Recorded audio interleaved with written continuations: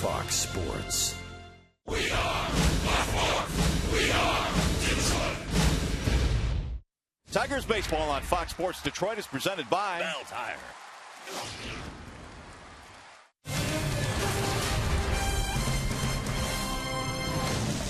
It is a picture-perfect day for baseball in the Motor City. Great day to go for a sweep as well. The Tigers come into play today with a half-game lead over KC in the Central. And the Cleveland Indians, well, they're on life support right now, 5.5 games back in the division. Hi again, everyone. Welcome to Tigers Baseball. Mario and Pemba alongside Rod Allen. Jack Morris, glad to have you with us here today. The Tigers' big win yesterday. Rod, Alex Avila has been the star in the first two games. Really has done it on both ends of the baseball. I love September baseball. That's when the best players always seem to show up in Avila. He's gotten it done the last couple of Septembers for the Detroit Tigers. I also love the fact that Brad Ausmus has kept him fresh by using Brian Holiday quite a bit this year, which means Avila's got his legs underneath him, and his legs have been on display in this series. Nice throw out to second base, and then a really nice grab off the wall, or actually off the net. And then last night, it was a breaking ball that was flipped up there by Brian Shaw that Avila flipped out of the ballpark. Tigers bench erupted. Avila is fresh right now, and I think the main reason for that, as I said, is the fact that their manager, Brad Ausmus, took precaution early this year by resting him, giving him the necessary rest to keep him strong. All right, Jack, how about the bullpen? Joe Nathan has been really good in the second half of the season. If the Tigers are to do anything in the postseason, they're going to need Joe Nathan. No question about it, and he's certainly been more like the closer that Tiger fans have thought they were going to get when they signed Joe Nathan this offseason. You can see his numbers in the second half a whole lot better. 12 for 13 in save opportunities. Opponent batting averages just 250.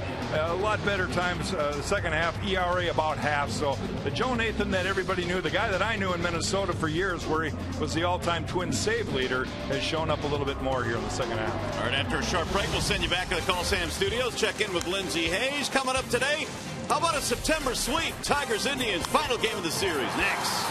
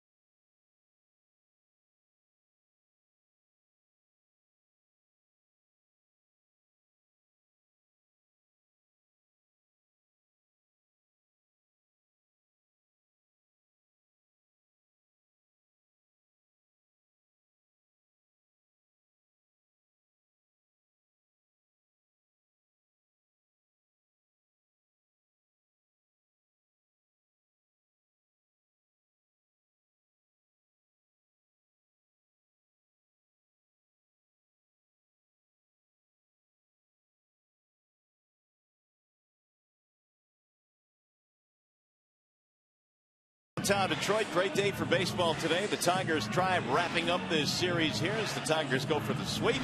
And Cleveland's starting lineup today presented by the Metro Detroit Chevy dealers. Michael Bourn leads it off.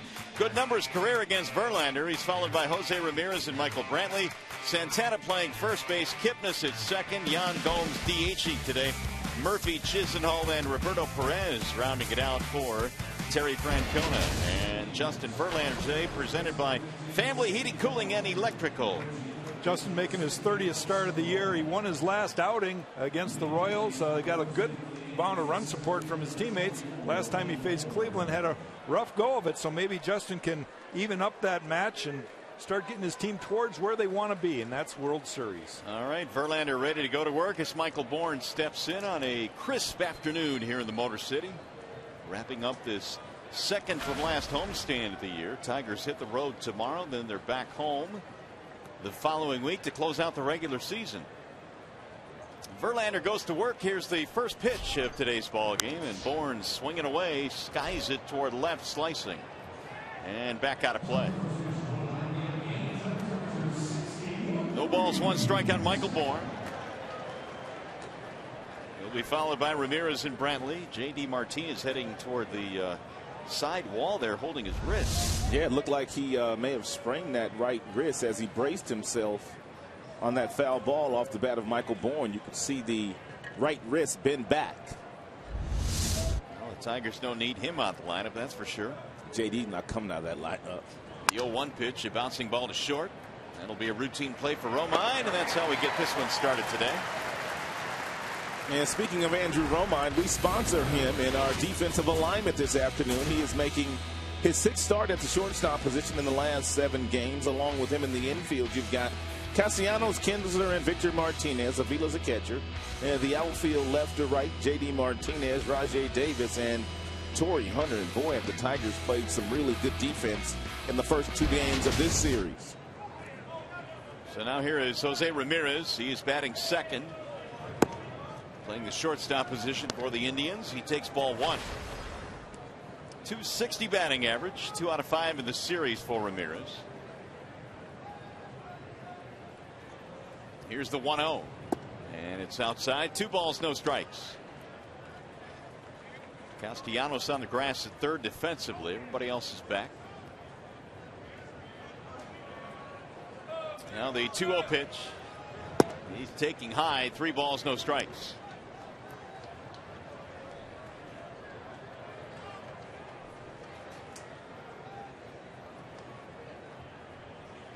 Now JV ready with the 3-0. And it's outside, ball 4.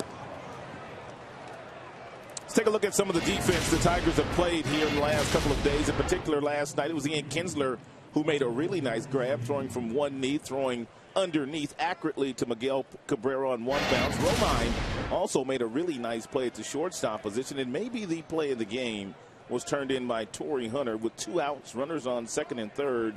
Both runners would have scored had Torrey Hunter not made this play.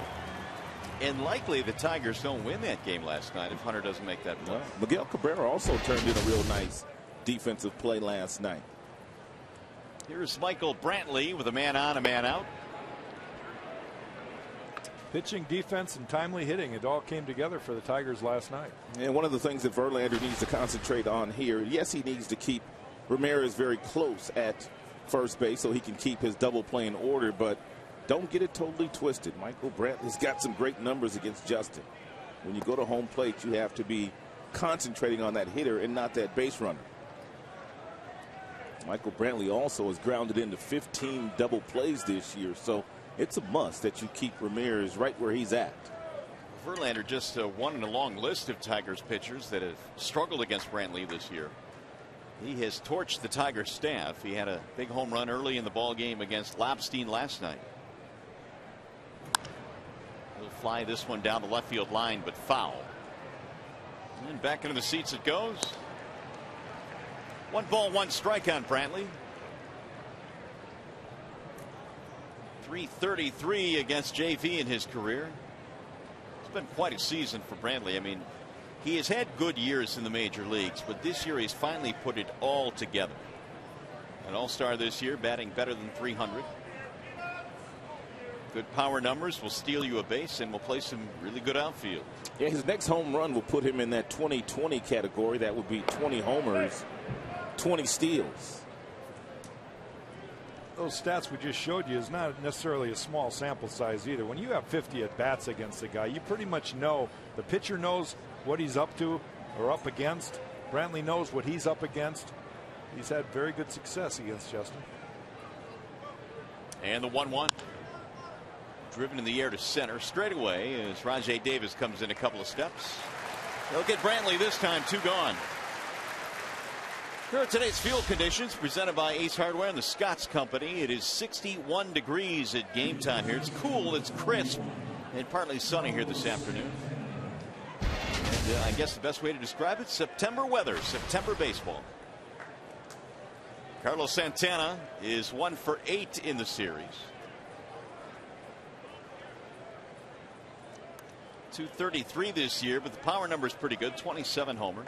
You always have to be careful against Santana because of the power that he has. 27 homers this year, and he hits everything because he's a free swinger, so he's very, very difficult to set up.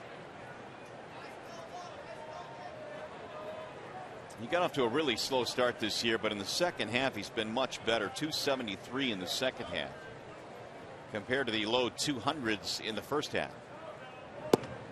Way outside, 1-0. He could be such a difference maker in their batting order. One of the things that they have stressed is the fact that they need a big bat in their order next year. They've got one in Santana should that batting average go up and his numbers increase with runners in scoring position. 16 of the home runs this year by Santana against teams within his division. Ramirez diving back in that time, just got in there. And those are in some pretty big ballparks. This is a big ballpark. Their ballpark is a pretty big ballpark as we get a look at this pick right here. Close play.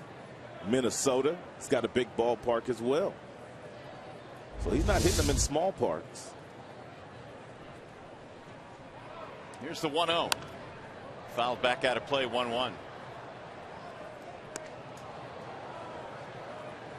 Santana also leads the majors in walks with 101, and typically you know, guys with his power and his ability to drive in runs, that many walks, the average a little bit higher than it has been this year.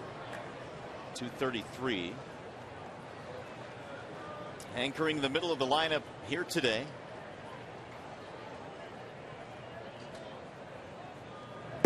Ball high, 2-1.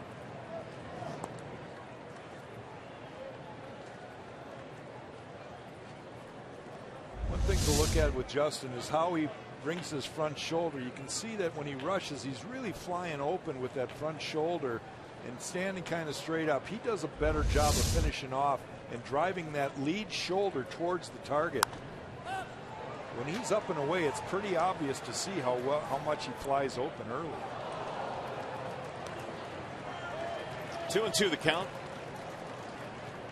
Verlander a little different these days, and no longer does he have the blazing fastball 98, 99. On many occasions he could dial up I should say to get 100, and now he's right around 94, 95. He pitches more upstairs these days with his fastball.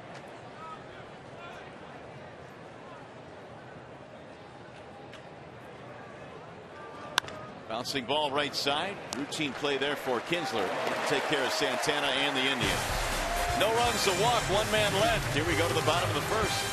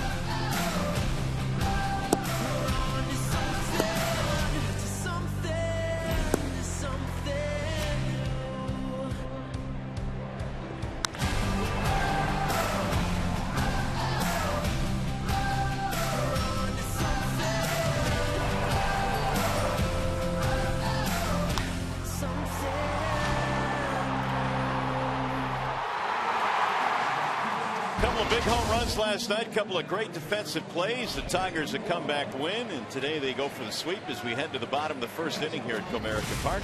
Tigers starting lineup presented by the Southeast Michigan Ford dealers. Kinsler, Hunter, and Cabrera your top three. Miggy DHing today. Victor, then J.D. Martinez and Alex Avila. And then Castellanos, Romine, and Davis as your bottom three, and they're facing the right-handed offerings of Trevor Bauer. Yeah, he's a little different cat out there. He's making his 24th start of the year. Had a career-high 8 innings in his last outing, but he lost the game to the Twins. And he's a guy that you really can keep an eye on early in the game. If he's going to have problems, it's in the first 2 innings. Once he gets past the second inning, he tends to settle down. He'll face Kinsler, Hunter, Cabrera here in the Tigers first. And one thing the Tigers do know, that Bauer is going to try to overpower them with fastballs early in the game, just like Carrasco and Salazar did the last couple of days. Strike one on Kinsler. Another thing that's a little different about Bauer, he's got his right foot way over on the first base side of the rubber. Most left-handers put their left foot there. Would the reason be for him possibly on that side of the rubber to help him get that fastball down and away to some of these right-handed batters and inside to the lefties? There's a bouncer back up the middle. Routine play for Kipnis, who hadn't played perfectly. No question about that, Rod. He will have better command on the left side, but the arm angle not there. Let's take a look at the starting defense of the Cleveland Indians this afternoon. They've got Bourne in center, Brantley in left, Murphy in right. Up the middle in the infield, it's Ramirez and Kipnis. On the corners, Chisenhall and Santana. And Perez is behind the plate. Gomes caught the first couple of games of this 3-game series. It'll bring up Torrey Hunter batting .280, 0 for 7 in this series. Torrey started the homestand, 11 for 24. But the Indians have quieted him down a little bit. 15 homers this year for Torrey. Shoots that one foul to left field. And Bauer has a fastball that will get all the way up to 97 miles an hour. Average fastball 94. He's got a curveball. He's got a cutter. He's got a slider. And he also has a changeup. And he will use every single one of those pitches during the course of this game this afternoon. He's a guy that always had a lot of potential. He was a highly touted draft choice out of UCLA, where he set all sorts of records out there pitching wise. Former #1 draft choice. The numbers at UCLA were just eye-popping. Yeah, they were. He's only 23 years old, born in North Hollywood, California. I had a really good buddy that I played high school baseball that pitched collegiately at UCLA, Tim Leary. And Leary had some really nice numbers at UCLA, but Bauer, he topped all those numbers that Tim put on. Broken bat, base hit to center field. That is Torrey's first hit of the series. 1 on, 1 out. It's a breaking ball there thrown by Bauer, and Torrey Hunter a little bit too quick on it, but still kept the hands back long enough to hit it right off the end of the bat because of how far he let the ball travel, and he gets rewarded with a base hit. Bat died a hero. Phantom Cam with a sweet shot of that broken bat single. He's getting some grief from the bench on that base hit. They're loving it. They're having a lot of fun down in the Tigers clubhouse these days. It's fouled away by Miguel Cabrera. September can be such a wonderful time of the year when you expand the roster. You get a lot of kids up. They're basically here to observe and feel the major league lifestyle a little bit. Watch the veteran players, and veterans can really embrace those young guys and make them have fun. There's no better way to do that than winning baseball games. They get a lot of energy from the kids. Cabrera batting .308, 101 RBIs this year. Batting with 1 on and 1 out. I always thought, Jack, that Castellanos coming up in the month of September last year might have helped him out, watching a pennant race last year. Now that'll probably help him this year. And now Bauer wants his catcher, Perez, to come out. Did you have as many call-ups back in the 70s and 80s when you pitched? I don't think they called up as many guys. You know, it was more of a reward back in those days. Now they want all the future guys that they potentially penciled in on the roster down the road to come up and observe. And it's, I think the guys that got called up in the, our era and prior, especially even more so in the eras prior to mine, they were up to contribute, and they were gonna pinch hit, or they're gonna make a spot start, or they were gonna do more of the on hands part of the game. Fouled away. 0-2 now on Cabrera. And back-to-back breaking balls thrown by Bauer to Miguel Cabrera to get ahead of Mickey. No balls, 2 strikes. Bauer, like we talked about, he's a different kind of cat. He wanted to make sure that he was on the same page with his catcher, Roberto Perez. And finally he says, come on out here, let's talk about this. He was trying to get to the breaking ball.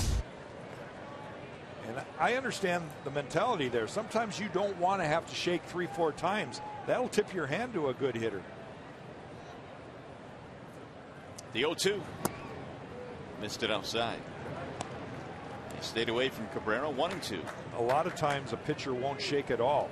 If he stares, that's like a shake. And, you communicate that with your catcher. But when you see a guy shaking a lot, and they're typically, you can almost count. Fastball, no. Breaking ball, no. Changeup, yes. 1, 2, 3 in the order. So a lot of times pitchers won't even shake. They'll just stare. Here's the 1-2. Lifted back out of play.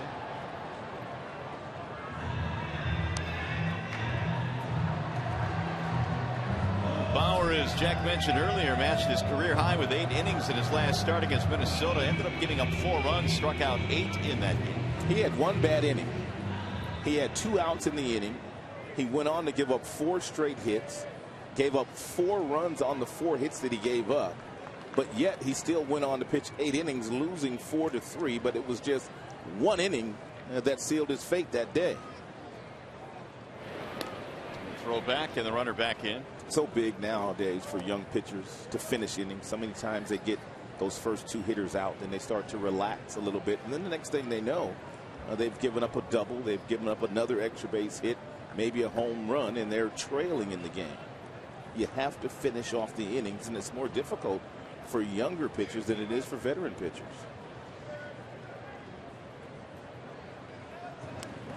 Cabrera with a check swing, and he fouled it off. It hit him. Oh, did it hit him? To add to your point, Rod, I think that managers in today's game don't have the luxury of games of long ago where they can allow a young pitcher to have some trouble out on the mound. Nowadays they're under such scrutiny by the press, and they don't ever allow a guy to get himself out of trouble. And sometimes it might cost the team 2-3 runs. Watching that there, it does not look like it hit him at all. But it may have grazed him just a little bit. And Terry Francona came on, had a little brief conversation with Jerry Lane. So it barely hit him, but it hit him. I think all young pitchers need to get themselves out of their own messes, and that's how you learn. Sometimes you get embarrassed, and there's nothing worse for a pitcher, and the quickest way to learn how to avoid that is to figure out a way to get out of it. You're a lot better in game management situations when you are forced to get out of it yourself. So here is Martinez now with 2 men on.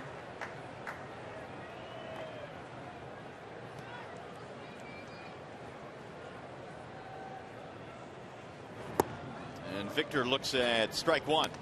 And Victor Martinez checks in with some very impressive numbers. And .334 batting average, 31 homers, a career high, and he's already driven in 98 runs. Altuve now with a 4 percentage point lead on Victor for the batting title. Jose Altuve has just stayed hot.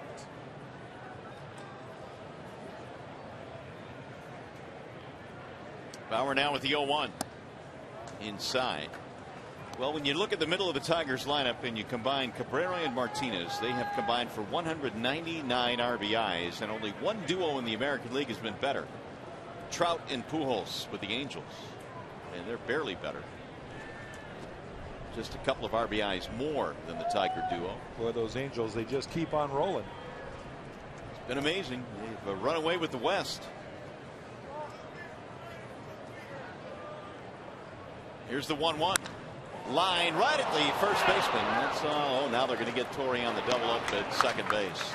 Cabrera was able to get back, but the line double play takes the Tigers out of the inning. We'll go to the second, no score.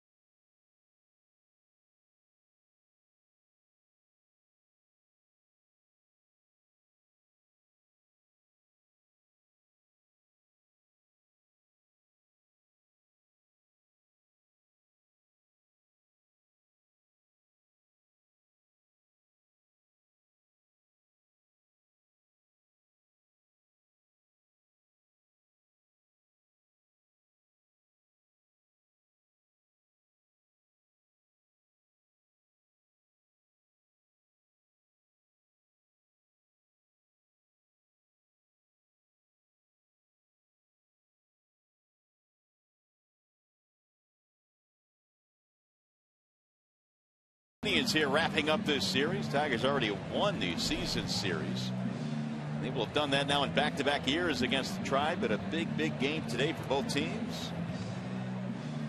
And for the Indians, it'll be Jason Kipnis leading it off. He'll bring us to the Bernstein advantage, and well, it belongs to Justin Verlander. Look at these numbers against Kipnis. 097. That's a bingo number. Bingo. 3 for 31. Kipnis, Gomes, and then Murphy facing Justin. Everybody's got a couple guys on both ends of the spectrum. Every pitcher. Some really good, some really bad. Castellanos playing tight at third base. I really haven't noticed Kipnis attempting to bunt for a whole lot of base hits against the Tigers in the past, although he did bunt for a hit in that series that we just had down in Cleveland a couple of weeks ago. So would that one at bat change the scouting report? I've noticed Castellanos in this particular series. He has really been crowding a lot of the left-handers, and I mean really crowding a lot of the left-handers, just as he did a lot of the Kansas City Royals when they were here before the Tribe came to town.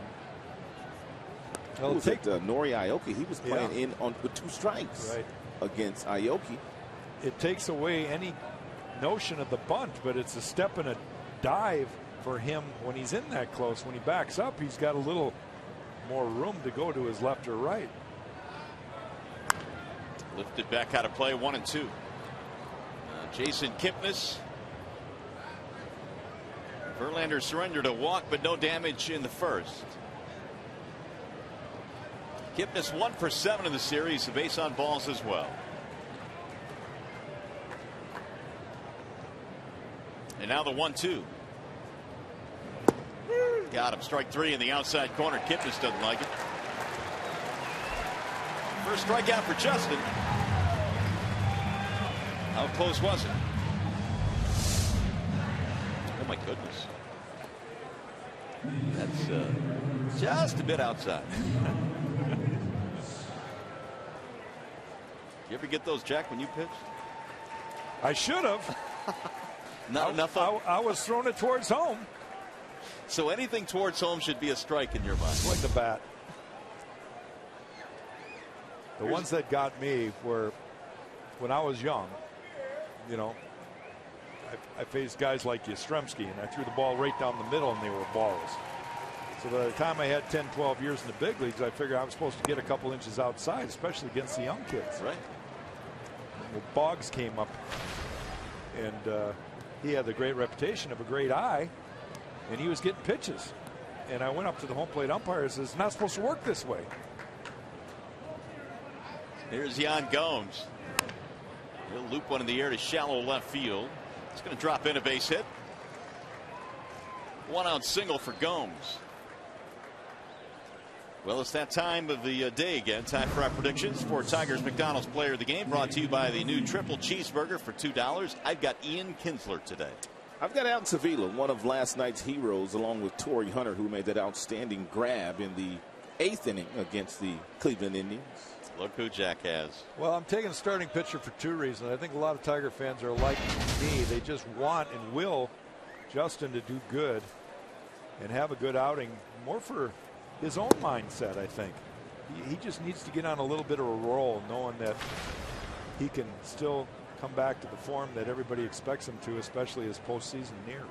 Yeah, he did last September, and boy, once he got to the postseason last year, it was awfully good. And you add in the fact that your team has taken the first 2 games of the series, and you're a dominant pitcher. You've got to go out there and finish off the sweep. They always say the hardest game to win in a series is you know, if you won the first couple games, is that the game that you need to sweep. That's the toughest one to win, but that's when you want your ace on the hill. Murphy getting a start in right field today. He's been on the disabled list with an oblique. A little bit outside, and the count now is 3-0 on Murphy. They're without Swisher for the rest of the year. Murphy was on the disabled list, so for a while there they played with without a couple of key bats in their lineup.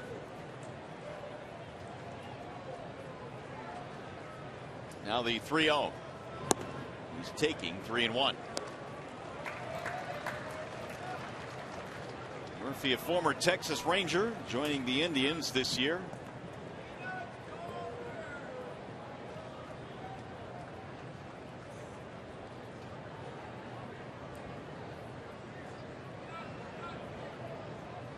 Here's the 3-1. Fly ball left field, chasing Martinez back. JD going to the warning track. 2 gone.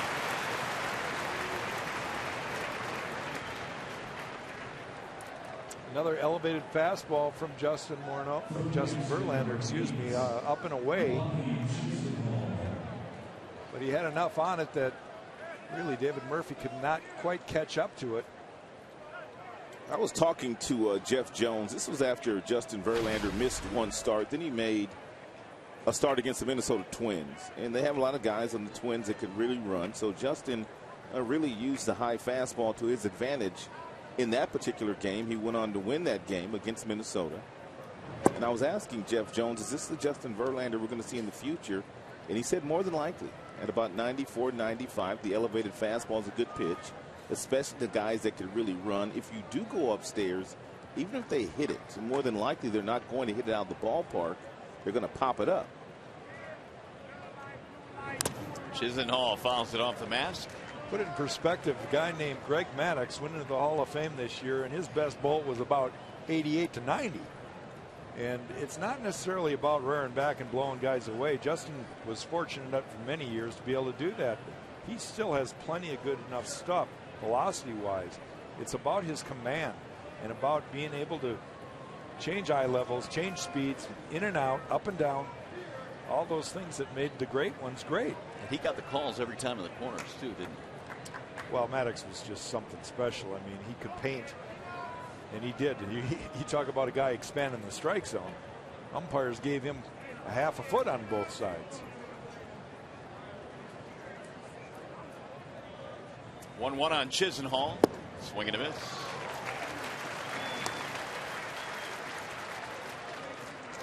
Take a look here the torque on Justin Verlander's arm.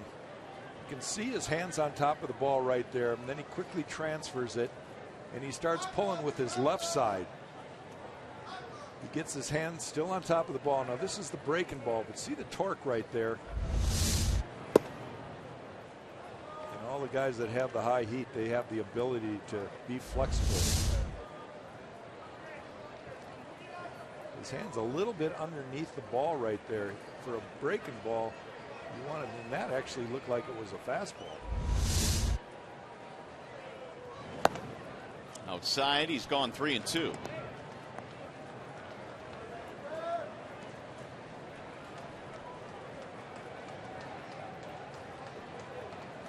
Chisenhall batting .290, 3 hits in the series, a double, an RBI. Indians bat in the second in a scoreless ball game. Runner going on 3-2, and it's swung out and missed. Chisenhall is out of there, and so are the Indians. Justin gets his second strikeout of the day. We'll go to the bottom of the second.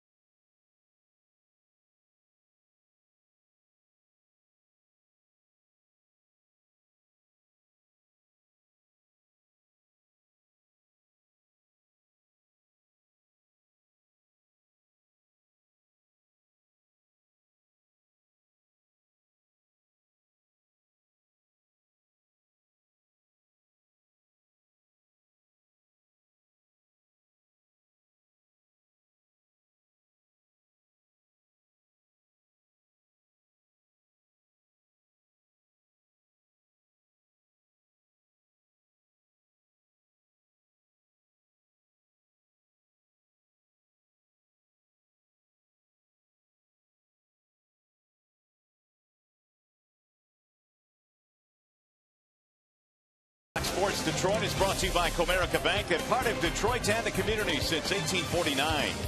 By the Chrysler Great American Drive event, great deals are going on now. And by Dean's Country Fresh Ice Cream and Country Fresh Gallon Milk. It's the real deal. Nice day for baseball here in the Motor City. No scores. We go to the bottom of the second. Trevor Bauer back to the hill facing J.D. Martinez to start things off.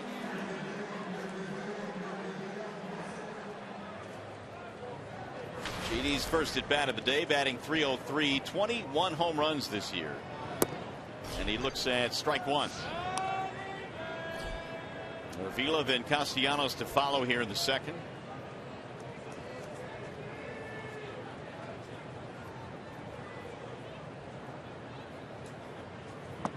Checked it, but he went around apparently. Yes. Says Hunter Wendelstedt. 0-2 on Martinez. When you combine JD's numbers at the major league level and at AAA this year, he spent about a month at Toledo. 31 homers, 91 RBIs. The 0-2. Outside, 1-2.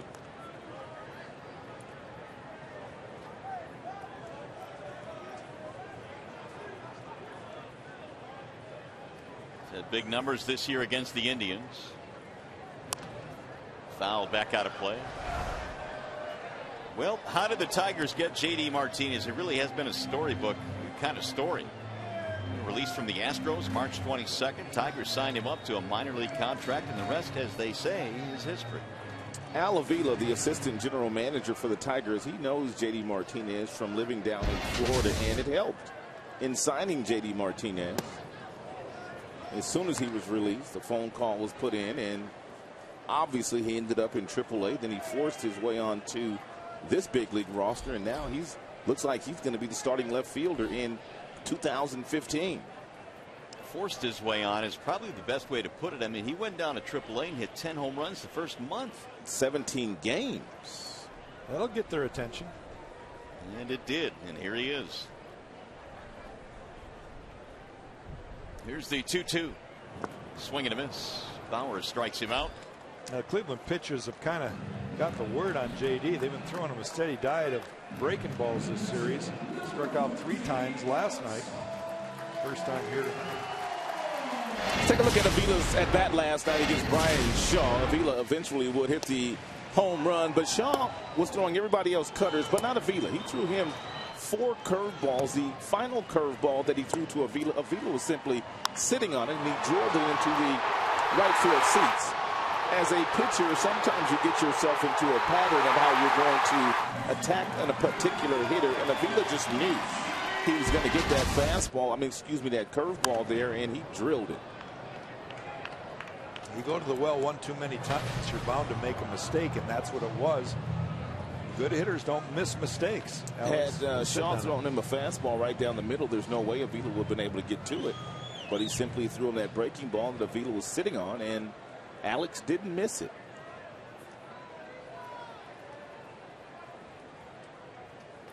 They're playing Avila to pull on the infield. He shoots this one in the air to the gap in right center field, and it's going to drop in front of Bourne. He was able to keep that ball in his glove instead of having it roll by him, and that'll be a single for Avila. It looked like Bourne in center field was looking over to Murphy, the right fielder, as to see where he was at, because he knew he was not going to be able to make that play. But there was Murphy. He was nowhere in sight. Bourne looks up because he's playing Avila in left center field, and obviously Murphy didn't move over to right center field, and therefore Avila gets a bloop single. Second hit this afternoon for Detroit. That'll bring up Nick Castellanos. Nick batting .264. And he looks at a ball that straightens him up and in. And Michael Bourne, tremendous defender in center field. He won a couple Gold Gloves when he was patrolling center field over in the National League.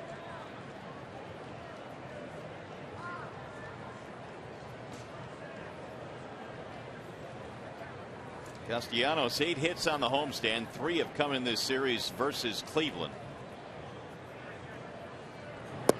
And that is in for a strike, 1-1. We'll see this last hit from Alex Avila, and it was a breaking ball that got in on Alex. You can see the vibration of the bat. It was below the label there. And for me, the difference between that being a base hit, a little doinker that goes out in Neverland and between the triangle out there in right center, and a ground ball is about 3 inches down a little further. It was inside enough, but it wasn't down enough. That was a doinker? Yeah, that's a good. Well, we used to use a lot of different terms for that, but it's the first time I've heard doinker. I don't know what we're going to do it, Jack. Last night there was some knuckleheads on the field. There was some knuckleheads on the field. 1-2 the count. No score as we play here in the bottom of the second. Goes down as a line drive for Alex. No Let's doubt. put it that way. Oh, he got it with a breaking ball. Castellanos is out of there. Well, we told you that Bauer has 5 different pitches, and he will use all of those. Everything works off the fastball. The fastball gets up to 97, but he's got a nice curveball. He's got a nice slider. He's got a splitter. And he's got a changeup. That's a 12-6 breaking ball. That's right the big there. hammer right there, and he couldn't locate it any better. That's going to lock up a lot of guys. If you're looking at a clock, I mean, you look at the 12 and you look at the 6. That ball right there came right off the table, dropped in there nicely. Here is Andrew Romine. And I've got to say, Rod, that Romine's play in the last couple of weeks, I think, has really elevated down the stretch. He's doing everything, Mario. I mean, he's making all the plays defensively. He's stealing bases. When they ask him to sack bunt, he's getting that down. If Brad asks him to hit and run, he'll put the ball in play. He's a nice little player down the stretch. 1 ball, 1 strike. Romine defensively especially has been awfully good. And because he's playing so well right now, I mean, Brad just taking advantage of giving him another left-handed bat in there against Bauer.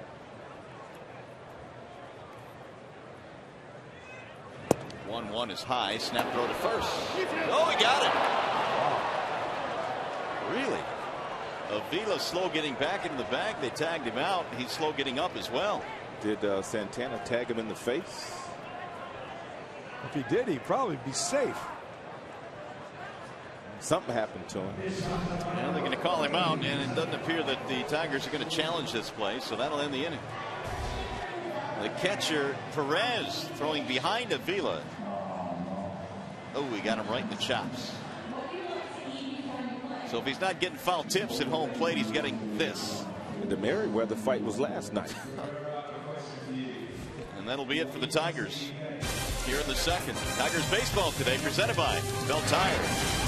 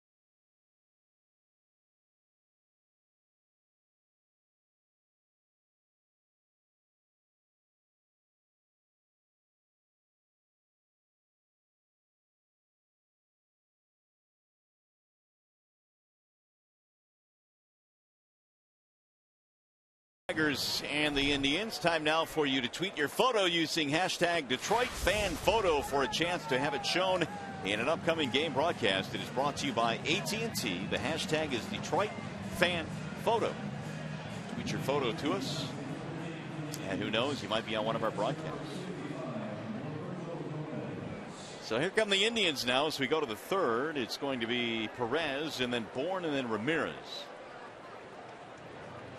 Justin Verlander back to the hill, surrendering a walk in the first, a single in the second. No damage though. Yan Gomes DHing today. Perez getting the start behind the dish. Batting .254.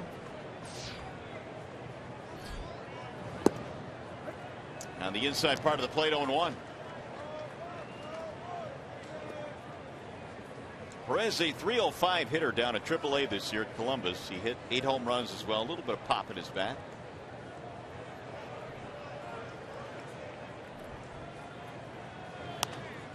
That is fouled back out of play. Perez, a native of Puerto Rico, he was eligible for the draft, and so he was drafted in the 33rd round by the Indians, so he's had to fight his way to the major leagues. Make no mistake, the Indians catching is in pretty good hands the next few years with Yan Gomes.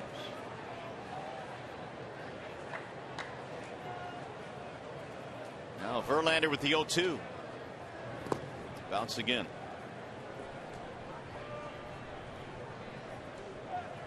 He kept the breaking ball down. That's, if you're going to miss, you want to miss down. He's got a whole lot of break on it. It's still a very crisp, sharp breaking ball. Here's the 1-2. One broke low and away. 2 balls, 2 strikes on Perez. Yeah, it is good to see that Justin is keeping that breaking ball down today against some of the right-handers, because really, by and large, he hasn't done a very good job of keeping it down all year long, and that's why the right-handers, their batting average this year against Justin is about 100 points higher than it is against left-handers. Verlander punched him out looking there. It's a nice job there by Verlander, putting the thought of the breaking ball in the head of Perez and then coming back with a fastball. And that got quite a bit of plate that Perez just could not pull the trigger on because he was looking for an off-speed pitch. His ball's basically right down the middle.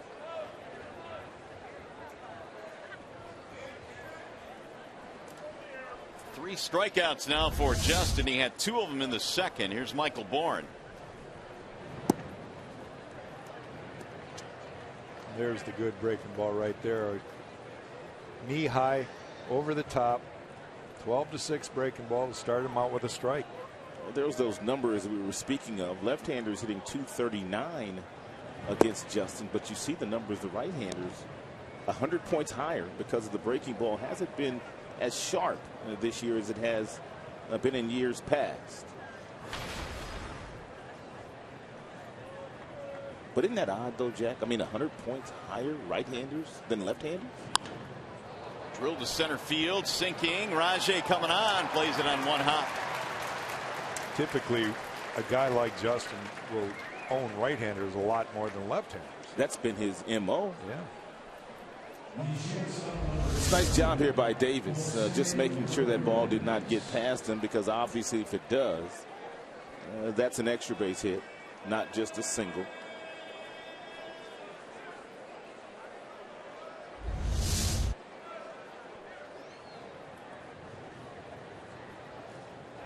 Couple of hits now for both teams.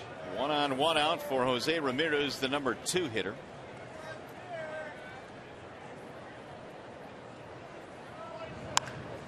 High fly ball left center field. Routine play for JD Martinez, and there are 2 gone. Let's check back into the studio now for a game break. Here's Lindsey Hayes.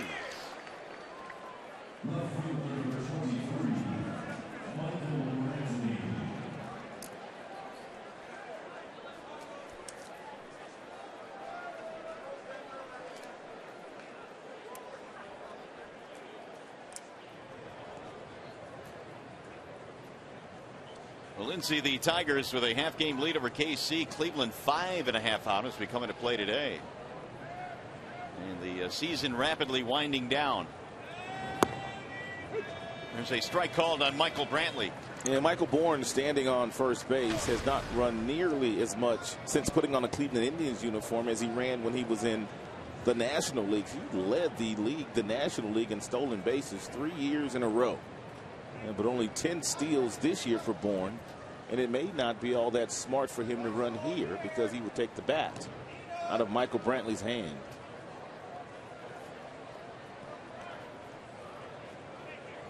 Brantley fly to center field his first time up. Yeah, the numbers that Brantley has against Tigers pitching and Justin Verlander, if Bourn was the steal, then Justin really would not have to give him anything good to hit. Fouled straight back 0-2. And here we are, middle of the month of September, as the season is winding down, and Brantley is still hitting .371 with runners in scoring position this year. He's got a simple swing, not a lot of moving parts. He's got exceptional hand-eye coordination. Doesn't strike out very often, but it's his setup. I mean, he just doesn't move a lot, and he really can hit good fastballs because of the fact that he goes from point A to point B.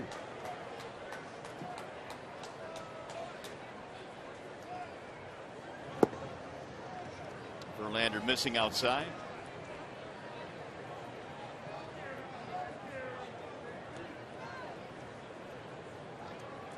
One and 2 on Michael Brantley.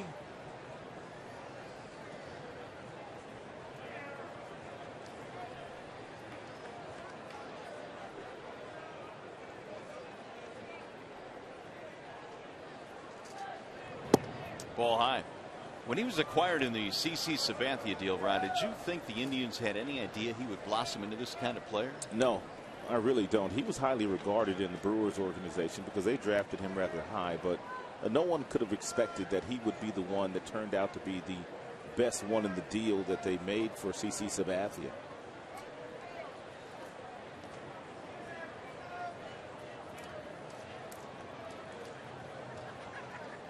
Verlander right now at 45 pitches as we play here in the third. 2 outs, a runner at first base.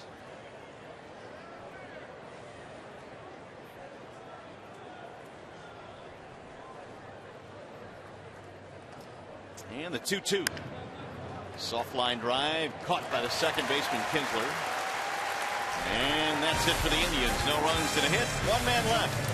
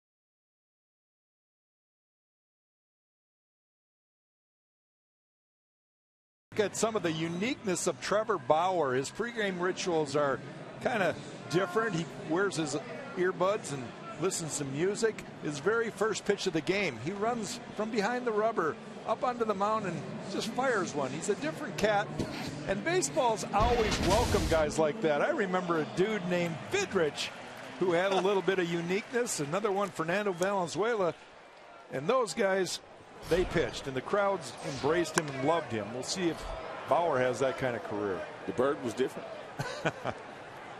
He could pitch. Lined out to left field for the first out of the inning. Romine retired. You ever seen anybody warm up with their earbuds in? Never. I mean, literally for me, that's a first. And you know, in the bottom of my heart, I hope it doesn't take a hold. I can't believe his pitching coach, Mickey Callaway, would allow him to do that. But again, there's a fine line that managers walk about taking out their individual character. You know, they don't want to do that. As long as a guy has success, they're very lenient with it. Here's Rajai Davis now with 1 out. Bauer so far has wiggled around a little bit of trouble. Gave up a single, hit a batter in the first, but got a line double play. And then Avila got him for a base hit in the second, but he was picked off. And Bauer getting into that area where he is starting to settle in just a little bit. He is starting to make some of his pitches. Jack brought this up earlier. 298 first time through, second time, third time through. He gets better. His issue early in games is the fact that he tries to incorporate every single one of his pitches in the very first inning. He might have a good fastball that day. He may be able to throw that by the hitters in the first, but he'll simply go to a curve. He'll go to a slider. He'll make some mistakes with his off-speed pitches. Obviously, pitching coach or manager hasn't gotten through to him yet. If you can go through the lineup with one pitch, why would you show the kitchen sink? Why would you show him every pitch that first time around? You want to try to get through with just one pitch. Drill to center. Michael Bourne is there. Well, that way you have something in reserve for the second and third times. 2 up, 2 down. That'll bring up Ian Kinsler. Well, Bauer has admitted that he is a very analytical person, and sometimes he gets too mental in overthinking the game. Now, at UCLA, he was a mechanical engineering major, so he's always been analytical his entire life. In fact, he said, you know, I've just had to train myself not to think too much, because that's just part of his nature. Sounds like me. I was going to say, I have a son who was a mechanical engineer. Not the major. I could never accuse him of overthinking. No balls, 1 strike on Kinsler. Ian grounded out his first time up.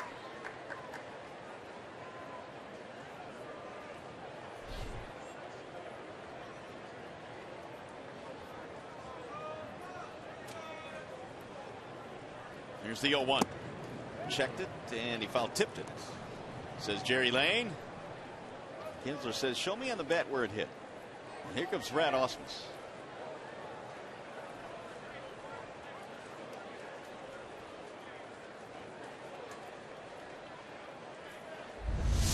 Let's see.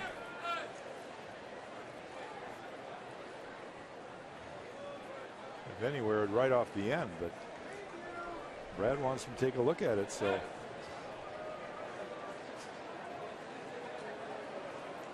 did hit his knuckle. Never hit the bat.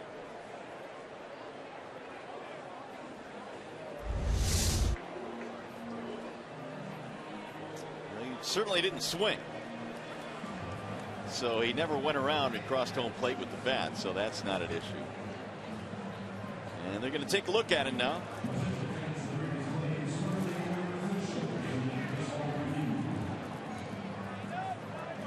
Tigers are challenging this here. Let's take another look. It looked like it just grazed his knuckle.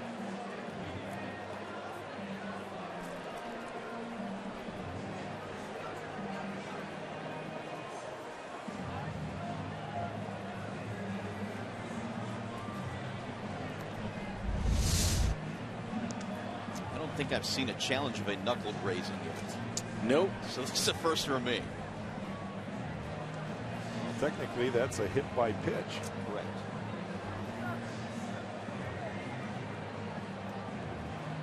And they're taking a good long look at it. Remember that has to be convincing evidence to overturn the call. That in itself is gray area. But it seemed to me, and everybody here at Comerica, that the ball did deflect and change angles a little bit. Right there. And really, that's sometimes your only visual cue, changing angles.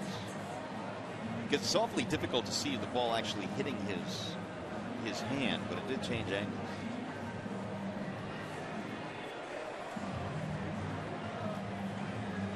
Jerry Lane immediately signaling. Well, to me, that's more obvious that Jerry Lane heard something. Right. Not sure he's going to be able to see that. Yeah, they're taking a long look at it in New York in the command center. Have you guys been down there? We have not. It's no. quite the operation. Have it's you been in there? Yeah, it's at the MLB.com studios. They made this massive room, and there's 1,000 TVs in there, and they huddle in 4 umpires. They just rotate a crew through there. They're watching every game. Take your base. It was worth the argument. Sure was.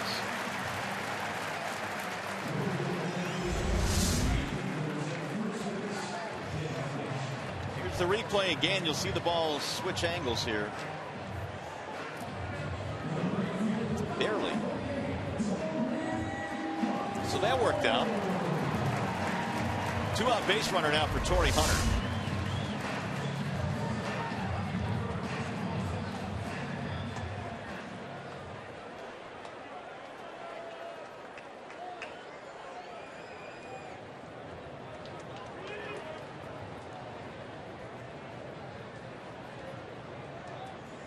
Bauer throws back.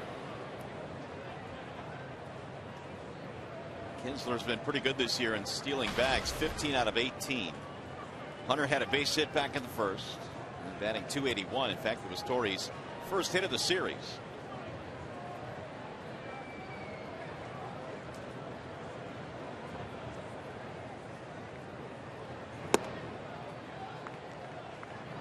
One ball, no strikes on Hunter.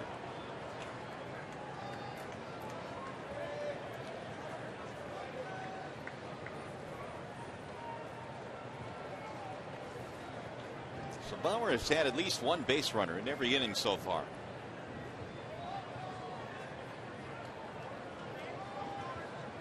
Here's the 1-0. Swing and a miss. Snap throw back down.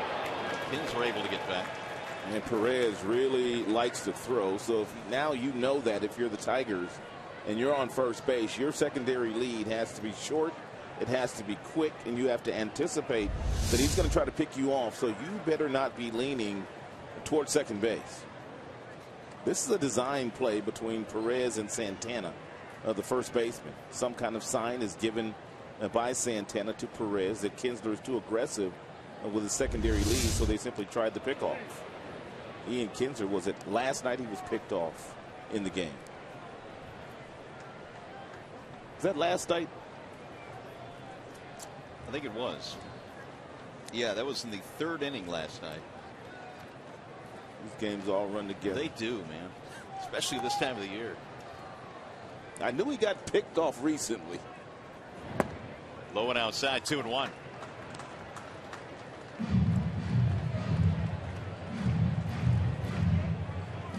Second Tiger that has been hit in this game. Cabrera was hit back in the first inning.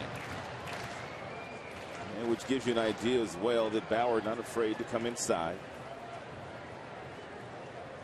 Going in there again against Torrey. Ground ball, third base side. Chisenhall backs up. Fires across the diamond for the out. No runs hit, batter one left. We go to the fourth.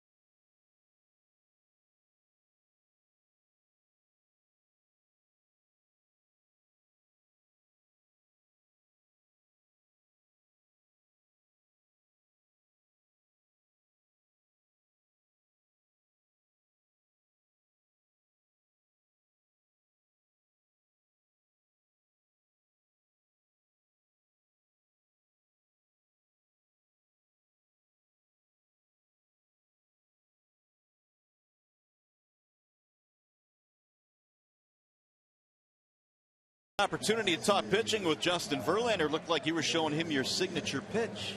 Yeah, he was asking me about how I threw my forkball split finger, and I was showing him where I was holding my thumb and the fact that I wanted to get the ball and have my hand on top of it.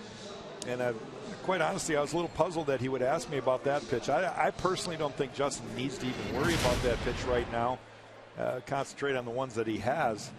But it worked out quite nicely for me for a decade or so. Yeah, here's some of the devastating split-fingered fastballs you threw. That was a huge pitch right there. That was a no-hitter that you threw in the very first week of the season on Saturday baseball against Chicago White Sox.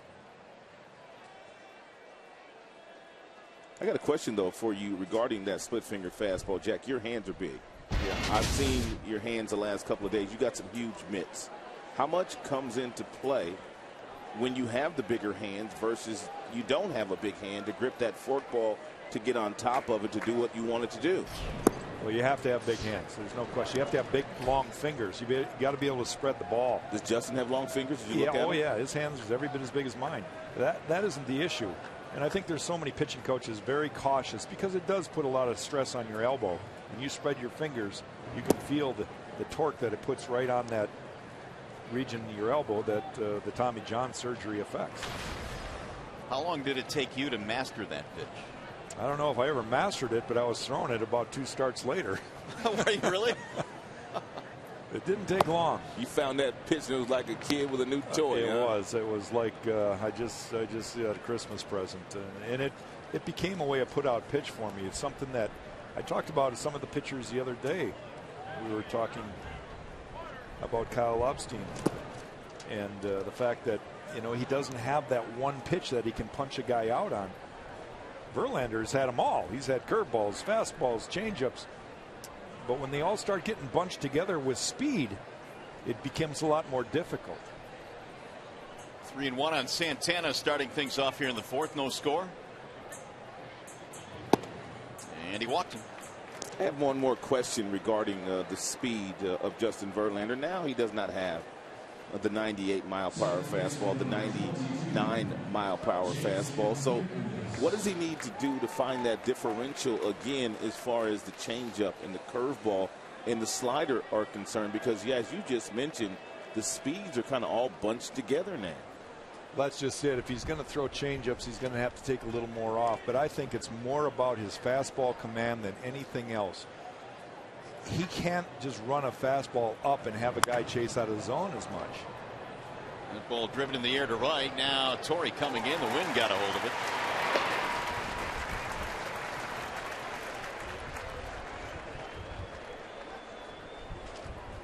Kipnis retired. One gone.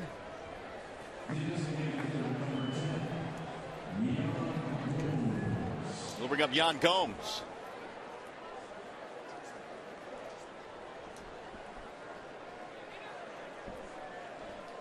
Gomes a single back in the second.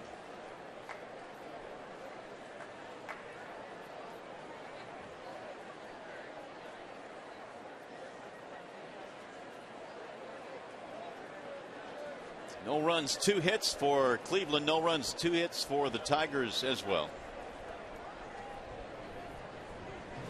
Swing and a miss, 0-1.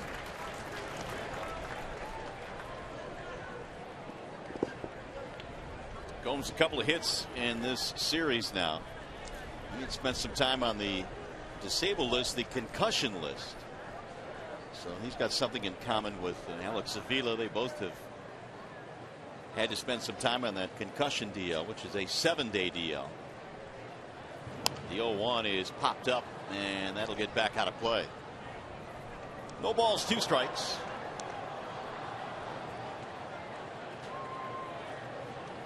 David Murphy will be next. Indians continue their trend of at least 1 base runner in every inning so far.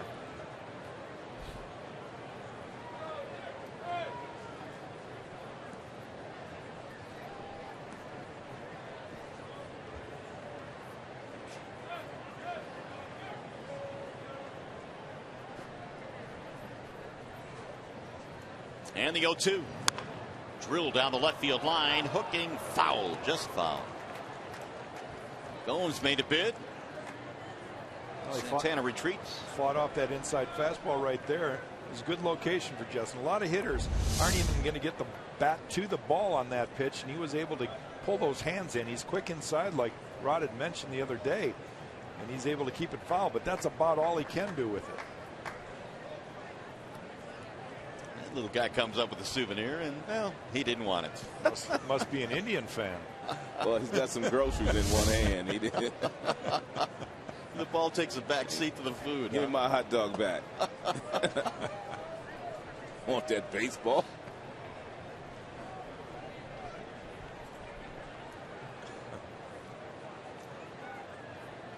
Oh, 2 on Gomes. And it bounces in. 1 ball, 2 strikes. Well, apparently they made the young man take it. Dad not going to give it to him this time. Don't throw it back. He gave it to him with some instructions. Showed a pretty good arm there. Left-handed.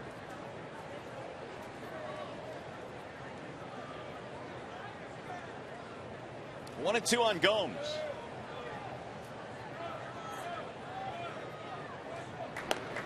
Santana easily back.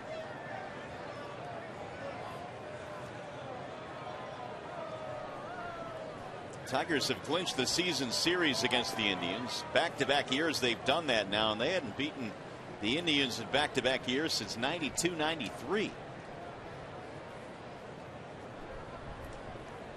And going for the sweep here this afternoon. Oh, hit it. Gomes is drilled. That'll put 2 men on.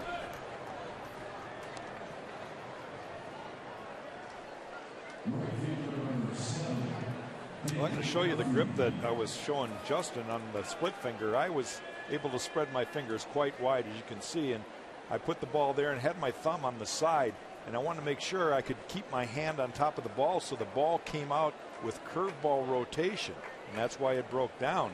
The key to that is to have big enough fingers and feel it on the inside of your fingers. I would get calluses there from throwing it so many times, but you got to throw it out front, and you have to pull through the ball so that it comes out with the curveball rotation.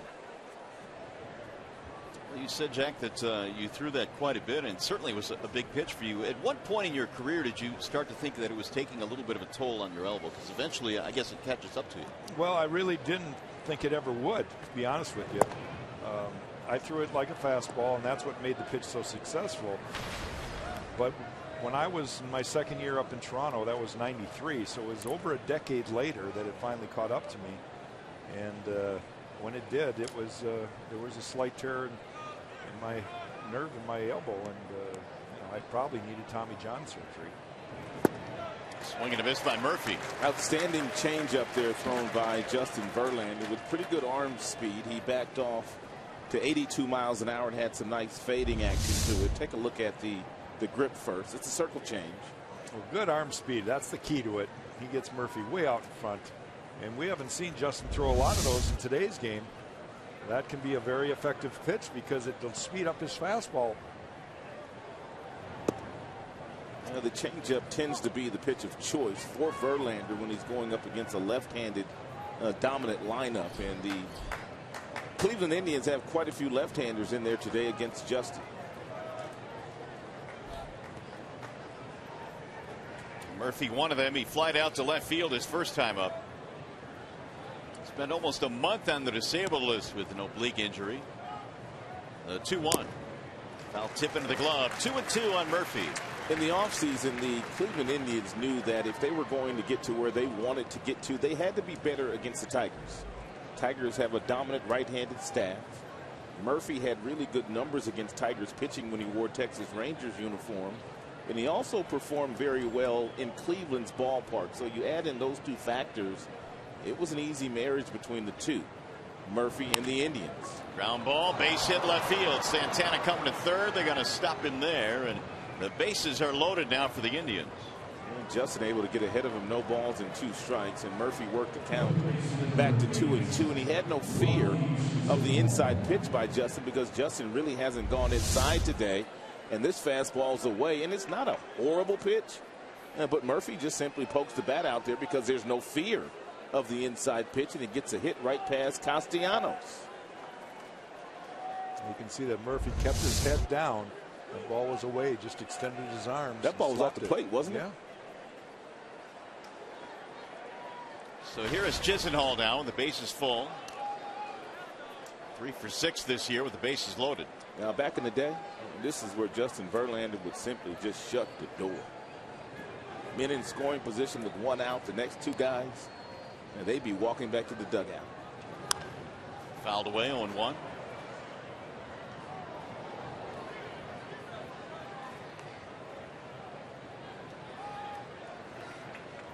Well, the Indians have them loaded. Santana, Gomes, and Murphy. We don't know for sure, Jack, but just say that the fastball of Verlander doesn't come back to the velocity that it's been at the last couple of years. You've watched other pitchers have to make that transformation. I mean, really, how long does it take for a guy to be able to go from throwing that hard to maybe learning how to be a touch and feel guy? It'll pop up to the shortstop. That'll be a big out as Romine goes back and nearly gets a double play. That was a huge out right there. And Rod, you know, it's a hard question. I think it's an individual answer. Some guys can learn and incorporate it and adjust and, you know, go on to have very good careers. Other guys fall off the charts and never do get it. Justin has been a guy that's always had that dominating stuff. And I don't know as though he's ever had to be in the environment he's in right now where he's going to have to learn how to pitch a little bit better. One of your former teammates did that, didn't he, Frank Tanana? Frankie was a hard-throwing left-hander that pitched for the Angels. He had gas and he had the great over-the-top curveball, and he actually transformed into one of the game's best finesse pitchers late in his career. He's a rarity, though. Those guys, you see less of those than the ones that go the other way. Perez to center field, and Verlander gets out of the jam. They'll leave him loaded. We'll go to the bottom of the 4th.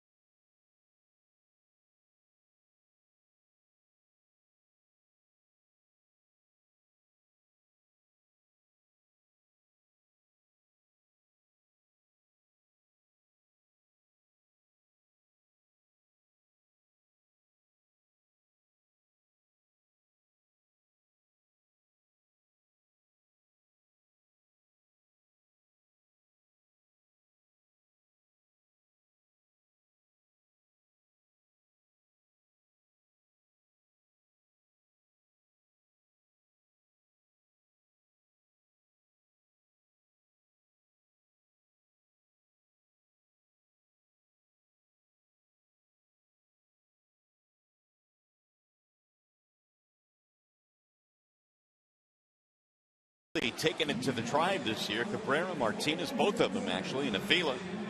They really put up good numbers against Cleveland pitching. So far, Tigers have not been able to get to Trevor Bauer. Maybe the 4th inning is the inning. It'll be Cabrera to lead it off. And then Victor, and then JD. Miguel hit by a pitch back in the 1st. Bauer starts him off with a strike call. And Bauer continues to crowd a lot of these right-handers inside with that fastball in the low 90s here today. He hasn't gotten up to 96, 97 like he will do on occasion. Ground ball, third base side, and a short hop. Chisenhall with a nice pick. Lonnie Chisenhall's made some nice plays in the series.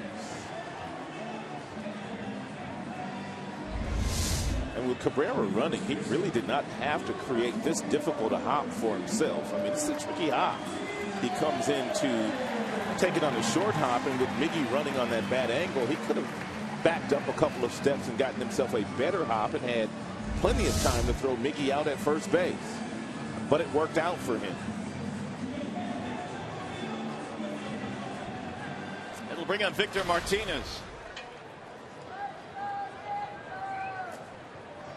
Bauer came into this game with just one win since the middle of July. Yet the Indians have won 4 of his last 6 starts. He's doing a good job of changing speeds, changing pitches, throwing the breaking ball. He's throwing fastballs in. I think that's key to get the ball to getting the pitches away and getting outs away. He's done a good job today.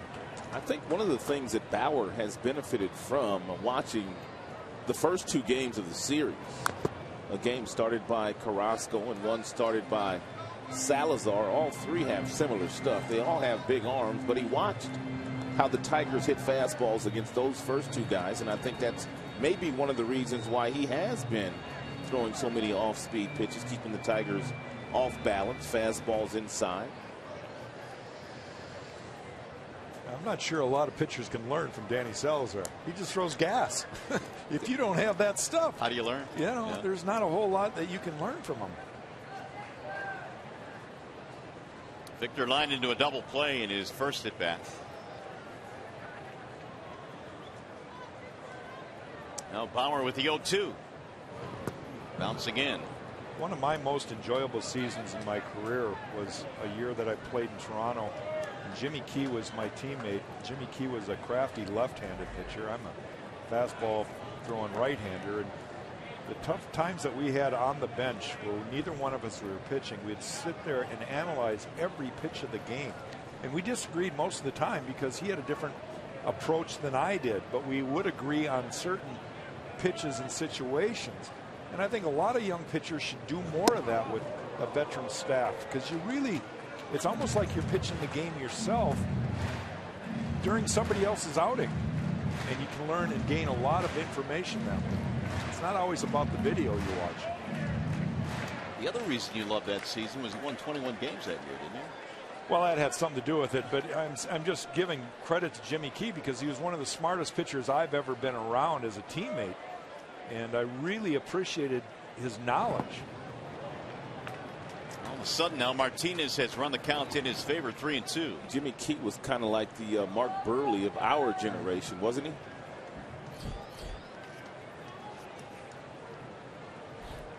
You always see the hitters sitting next to one another on the bench. You always see the pitchers sitting next to one another. And most of the time, they're talking baseball. Or about each other.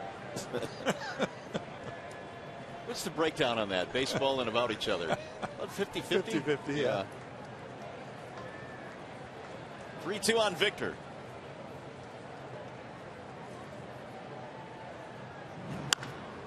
Fly ball left field. Did pretty good. Chasing him back. Track. Wall and caught by Brantley up against that left field wall. 2 gone here in the 4th. Well, tickets for potential American League Division Series games go on sale this Wednesday at noon. Guaranteed tickets for all potential Tigers postseason games by placing a 2015 season ticket deposit. Go to Tigers.com for more details.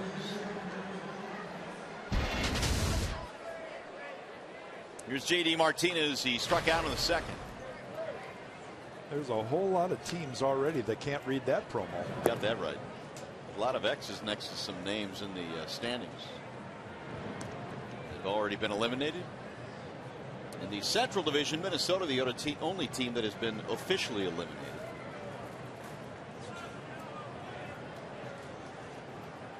Here's the 1-0 from Bauer. Leaps in the air to center field and hit a ton. Bourne going back, track, wall, looks up, and it's gone! J.D. did it again. It is 4:20 Ohtani to dead center, and Martinez gets the Indians one more time. That ball had a special sound off his bat, and you knew right away that it was going to carry. You just didn't know how far. It shows how strong J.D. is. Yeah, it had another gear. Michael Bourn in center field kind of got turned around because he thought he had a beat on it. And as a matter of fact, at one point in time, Michael Bourn in center field thought he was camped underneath it. But J.D. Martinez goes out and gets a pitch on the outer third of home plate and hits it where very few hit it, into that ivy in straightaway center. That is some massive strength. Oh, look at the concentration. Tigers have a 1-0 lead on the home run by J.D. his 22nd of the year. Boy, has he gotten some big hits this season for the Tigers.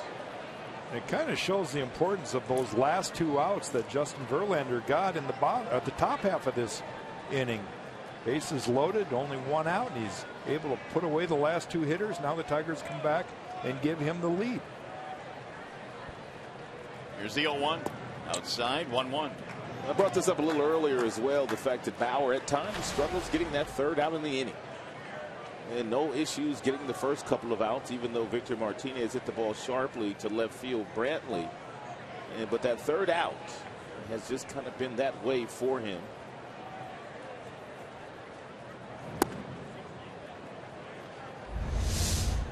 It's a changeup that he threw here to J.D. Martinez. That just sped up his bat a little bit more. They had been getting J.D. Martinez out with a lot of breaking balls in the series.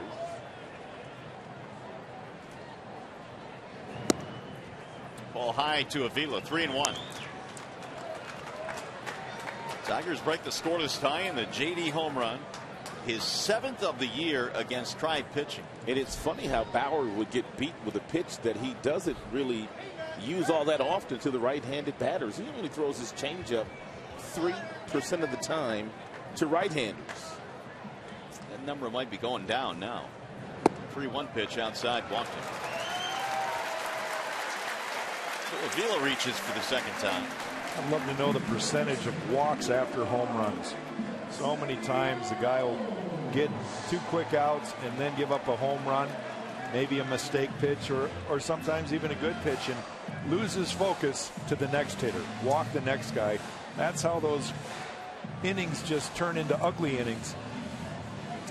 I think that walk right there to Avila may have been by design. The fact that Avila has great numbers against Bauer and also has hit a big home run in last night's game, and then you back that up with the right-hander J.D. Martinez. So it may have been a situation where Bauer just kind of simply picking his outs, and the best way that he thinks he can get out of this inning, which is going after Castellanos and not challenging Avila. You got Castellanos on a strikeout his last at bat. And that is a little bit outside. Just a reminder, as you enjoy a cold one to look forward to, Miller Time later in tonight's game, brought to you by Miller Lite. Or today's game, to be more accurate. 1-0 Tigers lead in the J.D. Martinez home run. Castellanos takes one in the dirt. 2-0.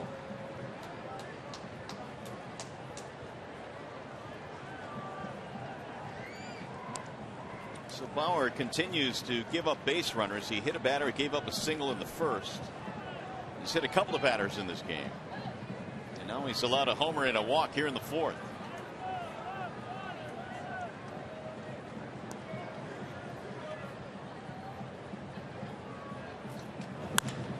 Ripped to left center field, base hit.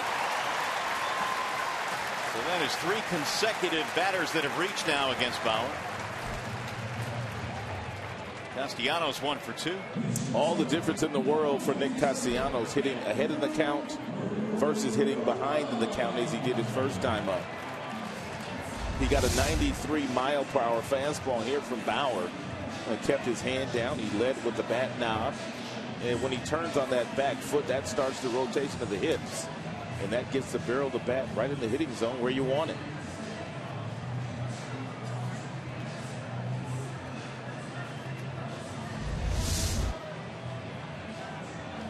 Quick chat from Mickey Callaway, the pitching coach of the Indians.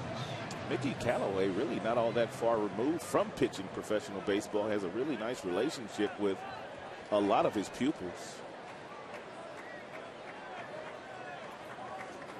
Here's Andrew Romine. Pupils. Wow, that's a good one. It's an intellectual show here, Jack. Haven't you gathered that this whole week? We're all about intellect. That's what's in your eye. That'll end the inning, but the Tigers get on the board. The home run by J.D. Martinez over the center field wall. He crushed it. The Tigers have a 1-0 lead.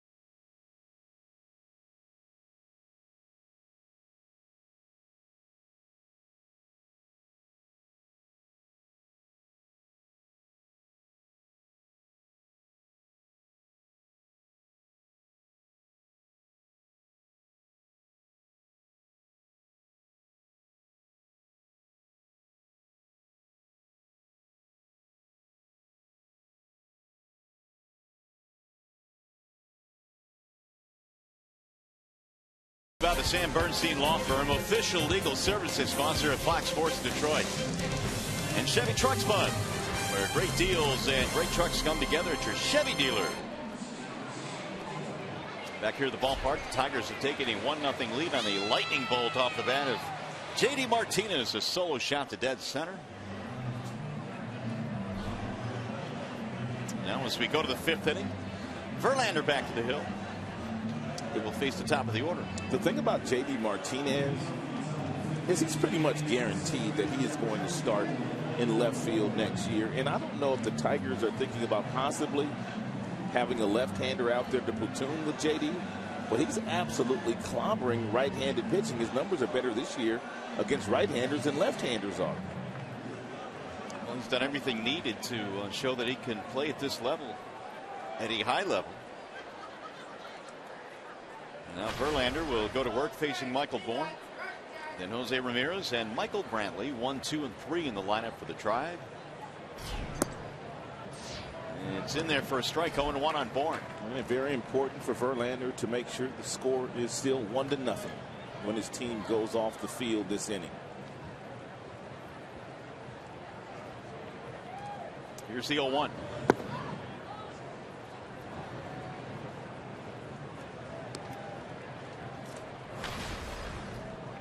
Bourn a single and a ground out.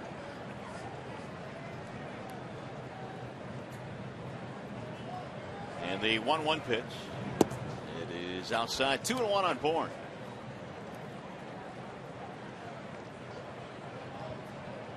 And Verlander likes to throw Michael Bourn breaking balls in fastball counts. We'll see what Justin does here.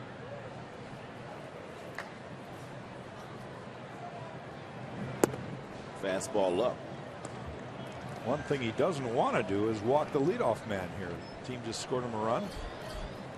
Michael Bourn, very good speed, even though he doesn't run as much as he used to. And that one Count is in there. 3-2 now on Bourne. Tigers trying to sweep here today. It would be their 83rd victory of the season if they can get it before they hit the road. Their final road trip of the year coming up. And he did walking. So the leadoff man is on. Let's check into the studio now for a game break. Lindsey Hayes.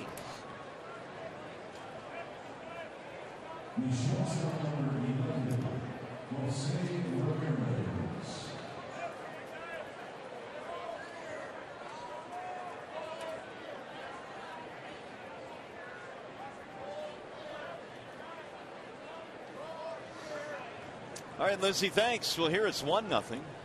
And the Royals, I guess they're starting to score some runs now, which is something they desperately needed. Tigers came in a half-game lead over KC. Any way you look at it, boys, that 3-game series coming up at Kauffman Stadium should be a really good one. Should be fun. And I assume they'll have some packed houses there. Justin Verlander has picked off 24 since the beginning of the 2006 season, which is third most for a right-handed pitcher in the big leagues in that span. I think James Shields is on that list as well. He's up there with Justin Verlander.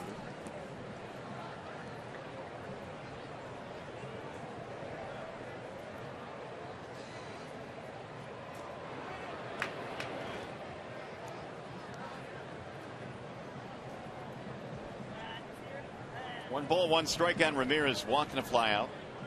Hit 302 at Columbus, their AAA team this year. Getting an opportunity to show what he can do down the stretch. Swing and a miss. If you're Michael Bourne and you're entertaining the thought of possibly running, you might want to just try to pick out a breaking ball. Only 10 steals this year for Bourne. And that would make sure Avila has to stay back just a hair longer. Avila's been very good at throwing out would-be base stealers all season.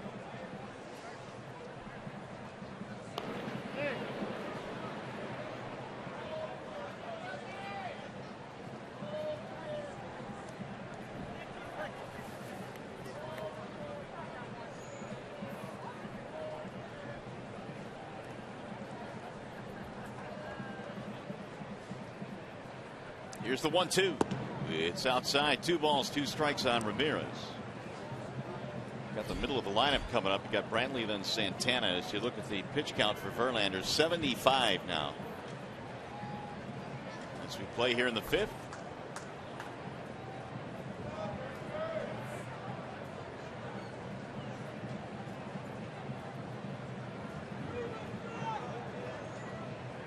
Runner goes on 2-2. It's drilled down the right field line. Foul.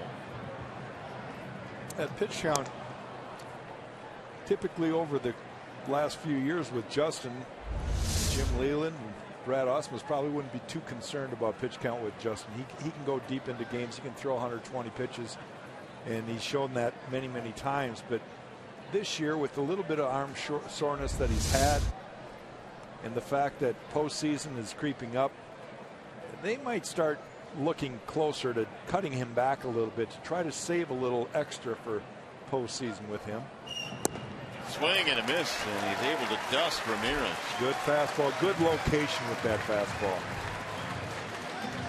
Well, if the postseason were to start today, this is what it would look like to this point. Obviously, there's still a long way to go. The Tigers would face the Orioles in the ALDS in the wild card. Winner would take on the Angels. That's where Detroit stands right now based on their half-game lead over KC. The Tigers 5-1 against the O's this year. And they are without Chris Davis now. And Matt Wieters and Manny Machado. Ball 1 to Brantley. And Eddie Murray and Earl Weaver. And Cal Ripken Jr. They've had a storied past. Baltimore Orioles, great Hall of Famers gone through that organization. Yeah, especially back in the 70s, they had those great pitching staffs who were deep. Here's what it looks like in the American League East, and this is not something, Rod, I thought we would see early on in the season. at this point of the year that big of a spread. Yeah, we kept wondering whether the Baltimore Orioles could hold on and finish off the division. They were playing some good baseball under their manager, Buck Showalter. But we didn't think they had enough starting pitching to get it done, but they have. They played extremely well the second half, as the California or the Los Angeles Angels of Anaheim have. I think it's just Los Angeles Angels now. Oh, it is. No more Anaheim. No. I just call them the Angels. There's a base hit to right field. Bourne will hit the bag at second, going to third. He's in there standing up, and Brantley has made it first and third now with one out. Yeah, it looked like Brantley may have gotten himself a changeup down at the bottom of the zone, and he found a hole on the right side of the infield with Victor Martinez holding on the base runner. That would have been Michael Bourne. And once this ball goes through the hole on the right side, Bourne with his speed, easy getting over to third.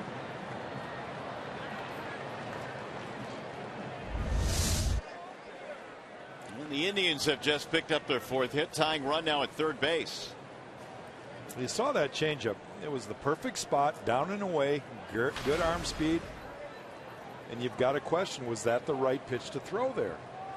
Michael Brantley, very, very good hitter, and he just shows why he's such a good hitter. Runner goes to second. That's Brantley on the move. Thrown onto the bag. He is not in time. Dropped down there. Romine unable to hang on to it. Now the Indians have second and third. And the double play is out of order.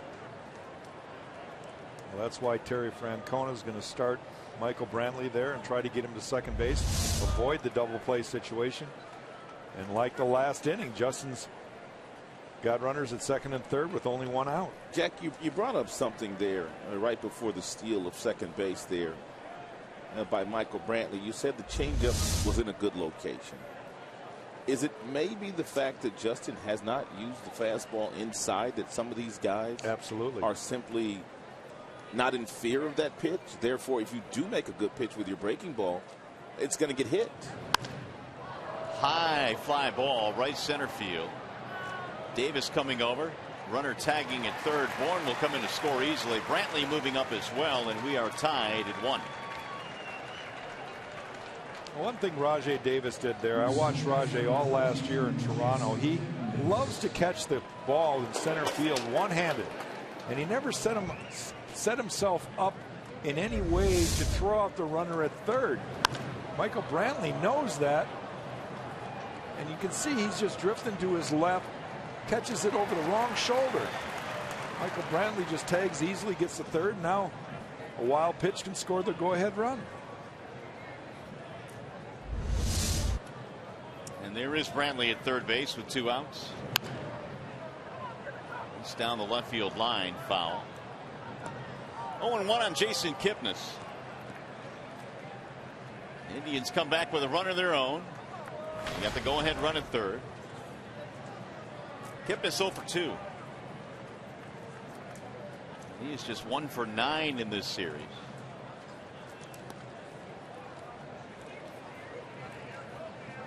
Getting back to your point, Rod, about that changeup. Earlier in the game, David Murphy slapped the ball that was away, and that's in part due to the fact that he hasn't busted him inside at all. And you've got to be at least show that you're willing to come off the plate. You don't have to throw it for a strike. That's right. Move their feet, make them a little uncomfortable, and that'll open up the outer half of the plate for you. Everybody's watching. The entire dugout is paying attention to your willingness to come in there or not. Here's the 0-2. Just missed 1 ball, 2 strikes. Justin's going to need quite a bit of help out of that bullpen here today. He's already up to 83 pitches here in the 5th. Gomes on deck.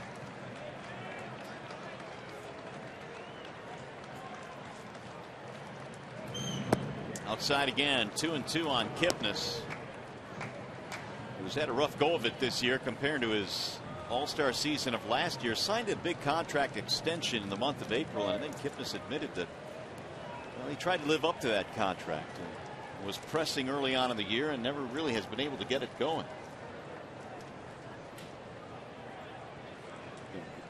Here's the 2-2. And he just missed. 3-2. Verlander wanted that one. Just off the plate.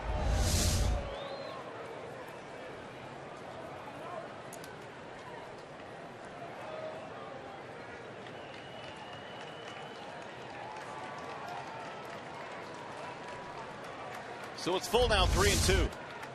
Kipnis will step out. A run on 4 hits for both clubs today.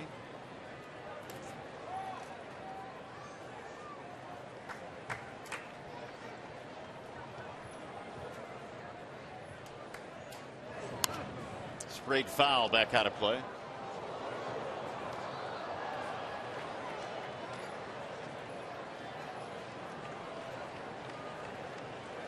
Should Kipnis reach? Yan Gomes waiting on deck. Pitch count now up to 87 for Justin.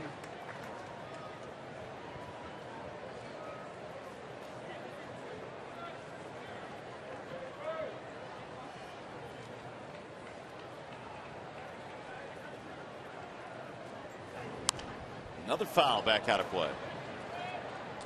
It's a little bit different ball game than Justin's last outing. In the 4th inning, he was spotted a 6-run lead, and he was able to relax a little bit. He ended up going 7 innings, only allowing 6 hits and 4 runs. Today, he's been in some stressful situations, a lot closer game, and he's had to pitch himself out of a couple jams. Bases loaded jam in the 4th inning. We got a couple of outs from the bottom of the lineup. Leadoff walk comes around to score here in the 5th. And another one back out of play. So Justin unable to finish off Jason Kipnis, who has now seen 8 pitches in this at bat.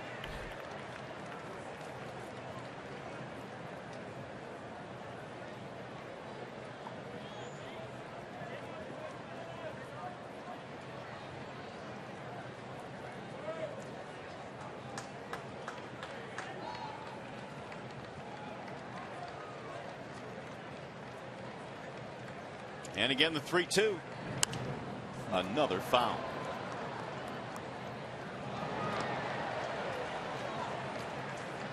Justin up to 90 now. 25 of those in this inning.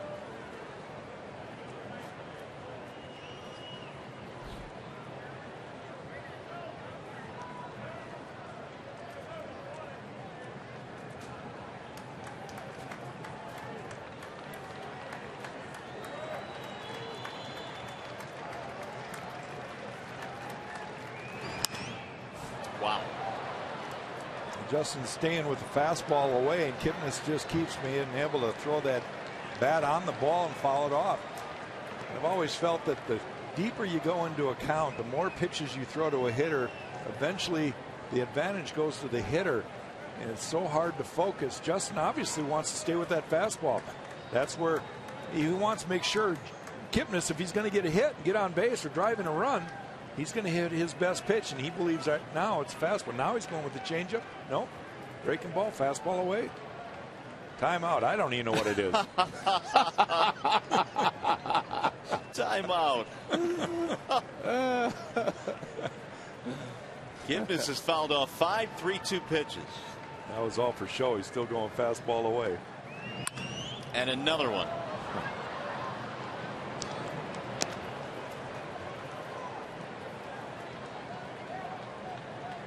So with the go-ahead run at third, Kipnis continues to battle. A run in on the sacrifice fly by Santana.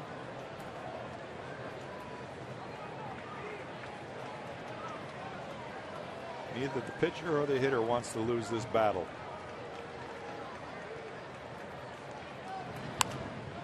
Popped up. See if there's room. Castellanos is under it, and Verlander finally wins the battle. A 12-pitch at bat. But the Indians will tie it up on the sac fly by Santana. You're watching Tigers baseball presented by Bell Tire.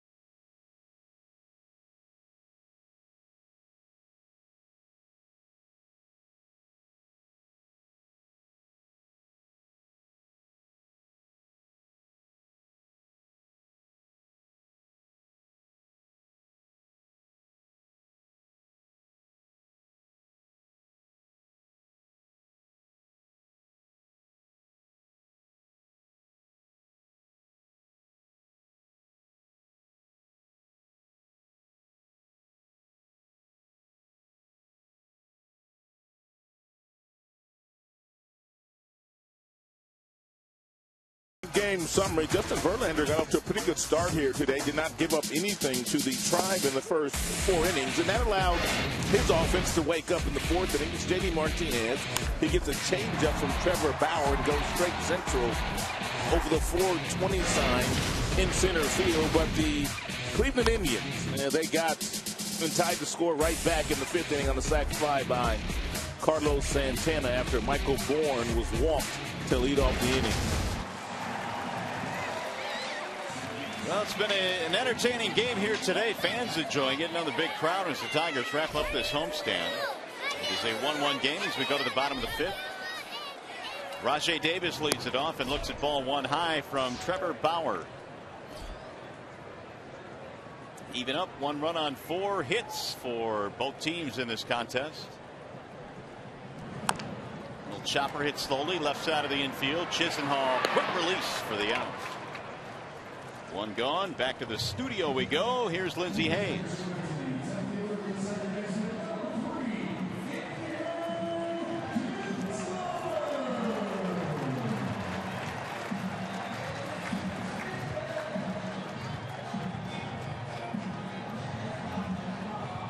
All right, Lindsey, thanks. So the Red Sox showing some life. That's good news. Here is Kinsler. He hit by a pitch his last time up. He's 0 for 1 officially.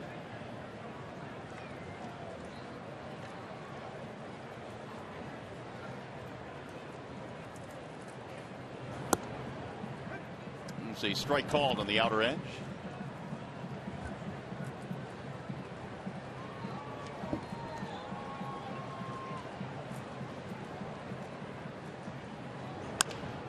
Kinsler hits one in the air to right, but it's straight at Murphy, and that's going to be the second out of the inning. 2 gone now. That'll bring up Torrey Hunter, who recently talked about staying focused in the middle of a pennant race. I don't care about the Royals, really. I only care about what the Tigers are doing right now. You know, sometimes you keep looking back, trip over a rock. That was pretty good. Huh? Not sure I've ever heard that saying before, but coming out of Torrey's mouth is pretty good. Torrey's always good for quarter 2. There's a ball outside, 1-0.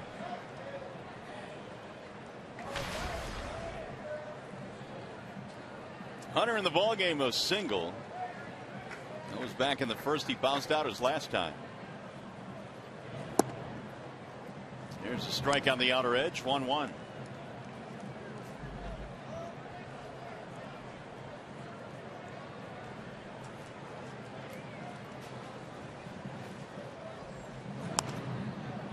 Popped up foul back out of play. Another fastball that Bauer was able to get middle half in on Torrey Hunter. He has pounded that fastball off the plate in a few times and on the plate in. He's getting the outside pitch because of it. There's not been a 1-2-3 inning in this game. Didn't go, and the count now 2-2.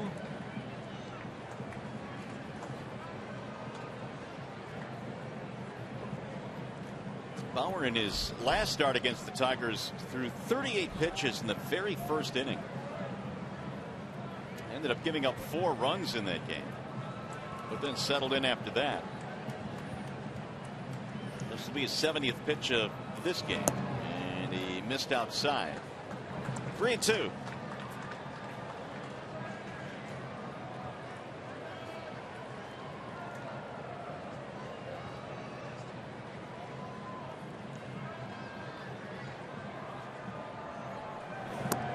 He got him, strike 3. Hunter is called out by Jerry Lane. Didn't like it. 1-2-3 fifth inning for Trevor Bauer. Let's go to the 6th.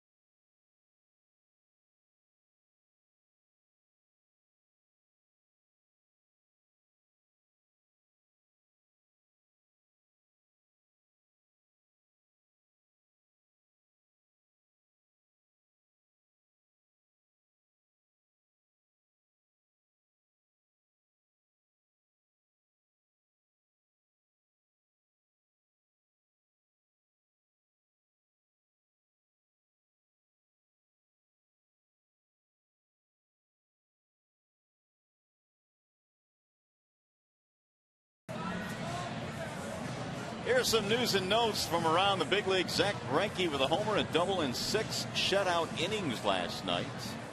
Boy, what a 1-2 combination they have out there in L.A. And the Angels, 10-game winning streak now. How about that? Jared Weaver's got a 17th win. He had 11 strikeouts yesterday. He's another guy that went from having a fastball in the mid to upper 90s to basically not being able to touch 90 miles an hour these days with his heater. He's turned into a great changeup pitcher. And the big season continues for Jose Abreu, 4th rookie in history to record 30 doubles, 30 homers, and 100 RBI. Verlander goes back to work. We are tied at 1 as we go to the 6th inning. Series finale between these two teams. Yan Gomes starts it off, and he looks at a strike, 0-1.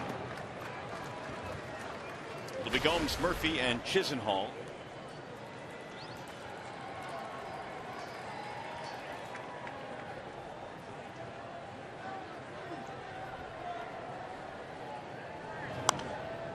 And his popped up foul back out of play.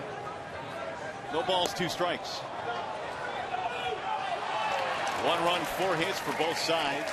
The Indians have stranded 7. There is activity now in the bullpen for Detroit. Blaine Hardy is throwing. Hardy's up every day. Yeah, I was going to just say that. Twins used to have a reliever named Eddie Guardado. They call him Everyday Eddie. That's what Blaine Hardy's going to have to be nicknamed. Here's a soft line drive into right field, dropping in. Leadoff single for Yan Gomes. Well, attention Michigan State University grads and fans. You can get a ticket to see the Tigers play the Twins September 26th at 7:08, plus a Spartans in the D t-shirt. Offer available only at tigers.com/Spartans. Here's David Murphy now with 1 out. Single and a fly ball for Murphy. That was the 5th hit of the game for the Indians. They have 1 more than the Tigers do. The ball outside from Justin.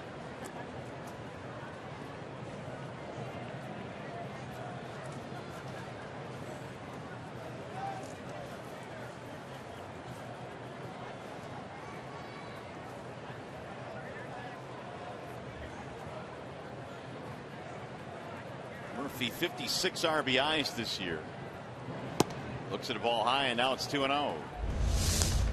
Let's take a look at Yan Gomes' swing on that little fly ball to right field base hit. You can see that it hit right on the label. That's usually a broken bat, but he's able to lift it. And again, a couple inches lower, that ball's going to be a broken bat ground ball. But you get it up that high, and those strong guys can just lift it and muscle it into right field. And Gomes also got 3 breaking balls in a row from Justin Verlander. That last one, a slider at 85 that didn't do a whole lot. Evan Reed now is joining the party in the Tigers bullpen, so it's Hardy and Reed.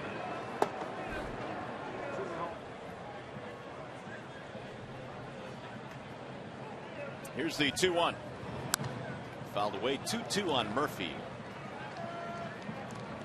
They tried to get in on David Murphy right there. Murphy just fouled it back. He's had a steady diet of balls away from him, and it's a good idea for Justin to try to move his feet a little bit, move him back off the plate, at least let him know that you're willing to come in. It may open up that outer half, but he probably can jam him and maybe get a double play ball. 60-40 breakdown on Verlander after 100 pitches today.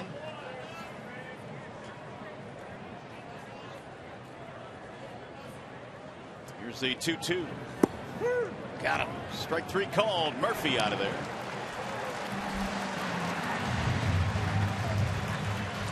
Here's our high-speed pitch, and it's always brought to you by Xfinity. And Justin Verlander's gotten up to 94 miles an hour. He did that last half inning. And to Jason Kipnis, he's gone as low as 75 with his curveball this afternoon. This good slider right here. This is probably his best breaking ball that he's thrown all day because he is able to keep it on the inner half. It really locked up Murphy. Murphy's seen nothing but balls away from him all day.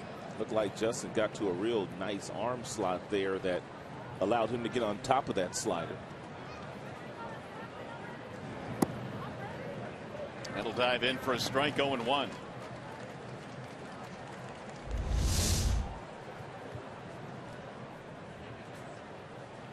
Verlander's arm able to catch up after that landing foot hits the ground, and you can see he released it way up top, and that allowed him to get some really nice depth on that slider.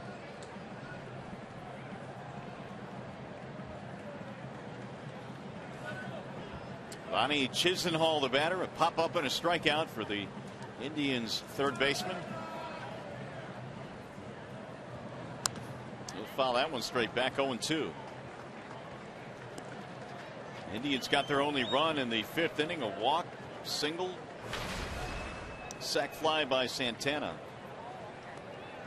Tigers got their run, and the home run by J.D. Martinez to dead center.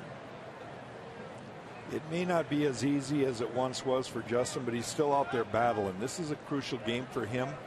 He knows the importance of it. Chisenhall barely stays alive. Nobody can doubt his competitive spirit. He's out there doing what he can to try to get his team back in the dugout. Verlander this year is on pace for 203 innings, and should he reach the 200 plateau, it'll be the 8th consecutive year. So the term workhorse has also been attached to JV. 9 straight years of 10 or more wins. A bit high and outside, 1-2.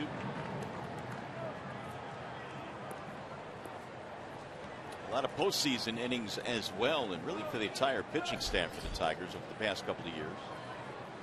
And those innings, Jack, are probably high pressure innings, much more so than the regular season. They are. There's no question about it. When you're in postseason, especially like the Tigers have been in back-to-back seasons, your winter is shortened. Your rest time is shortened. 1 ball, 2 strikes.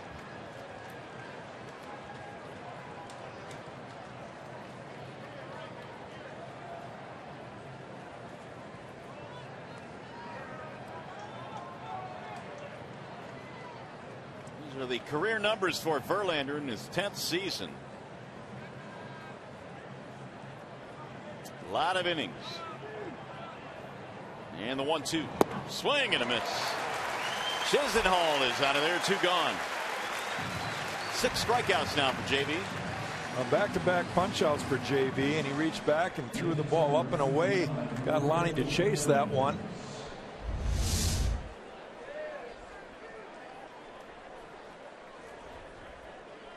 I think a lot of postseason innings for pitchers are adrenaline affected.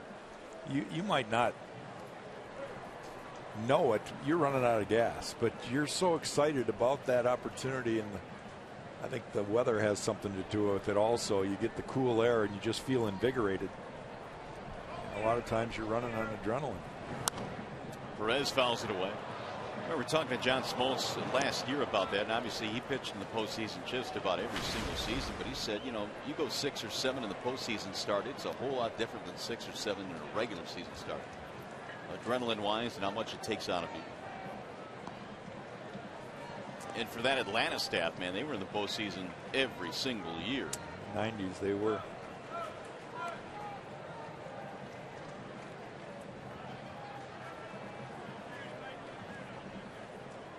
Perez, a strikeout and a flyout.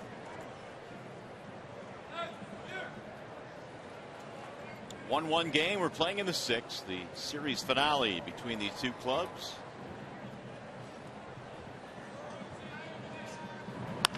Right back up the middle, and a base hit for the number 9 hitter Perez. That'll move Gomes up to second base.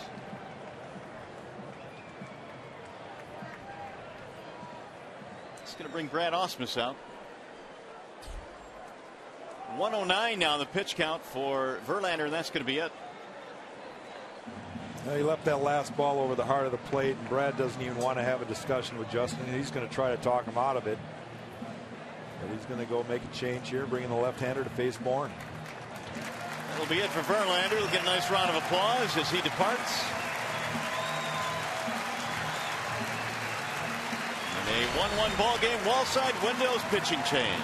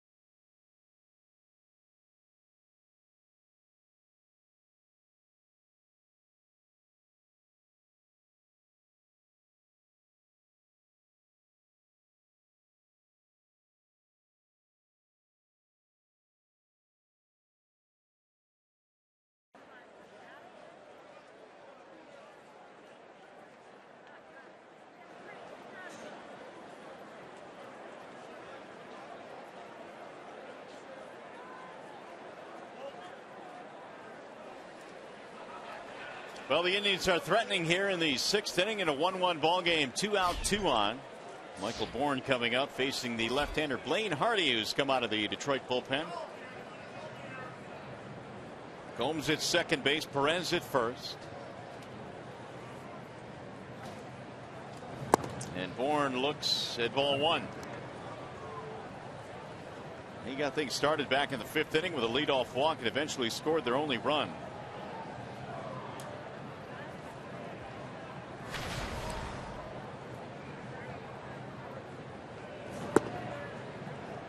Here's a strike. Jerry Lane goes up with the right hand. Blaine Hardy's done a very nice job with the inherited runners so far this season. He's inherited 22. Only 4 of those have come around to score. Way inside. I think that's a crucial part of evaluating a relief pitcher. Their job is to get a certain guy out, and a lot of times there will be a runner in scoring position when they're brought in to do that. If they can't do it, all of a sudden your value is diminished. You become a guy that can only start an inning. You don't want to be brought in into these pressure situations. Strike called on the outer edge, 2-2. But Hardy is, from what I've seen in this last week, is a guy that has confidence, throws strikes, and he's done very well against left-handers. You want a lefty to get out of lefty.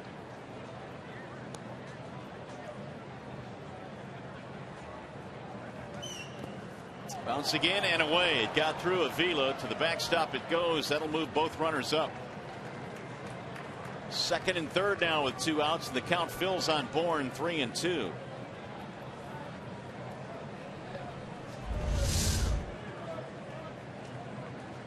Rule this a wild pitch, breaking ball that just snaps down.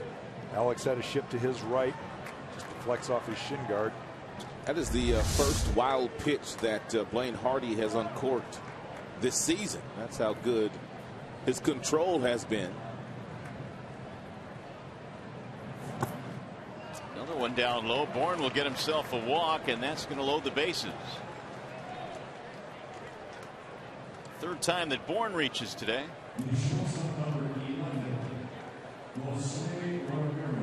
Here's Jose Ramirez. Tiger bullpen as a whole has been awfully good in the last 19 games, an ERA sub 2.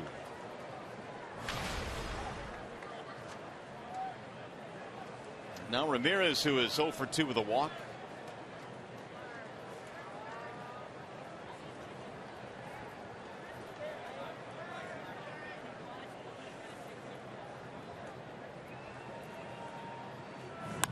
Ground ball left side, and a diving stop by Romine, but he has no play.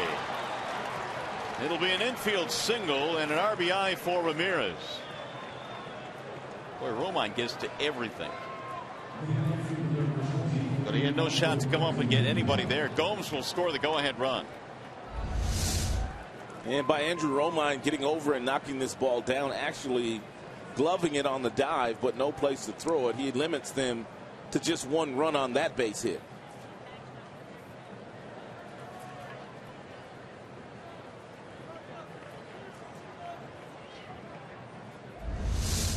So that run is charged to Verlander. It's 2-1 Cleveland now. Bases stay loaded. Here is Michael Brantley. Spins away from a strike. A little mini protest there by Michael Brantley. And it didn't agree with the strike call of Jerry Lane. 370 career with the bases loaded for Brantley. Doesn't panic in these situations.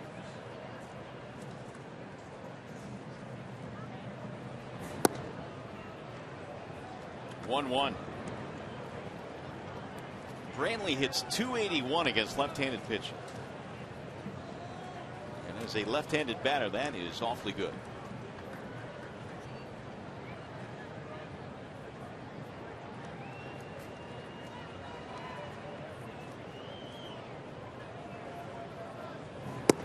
Way inside, and the count goes to 2-1.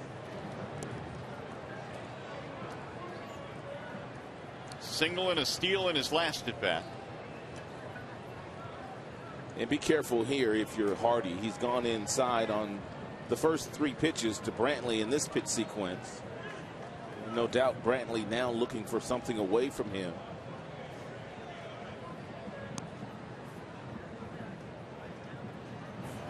And he hit him.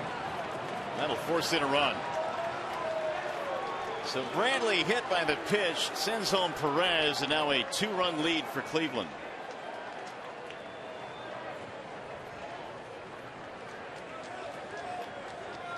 That'll close the book on Verlander. Looks like it's also going to be the end for Blaine Hardy.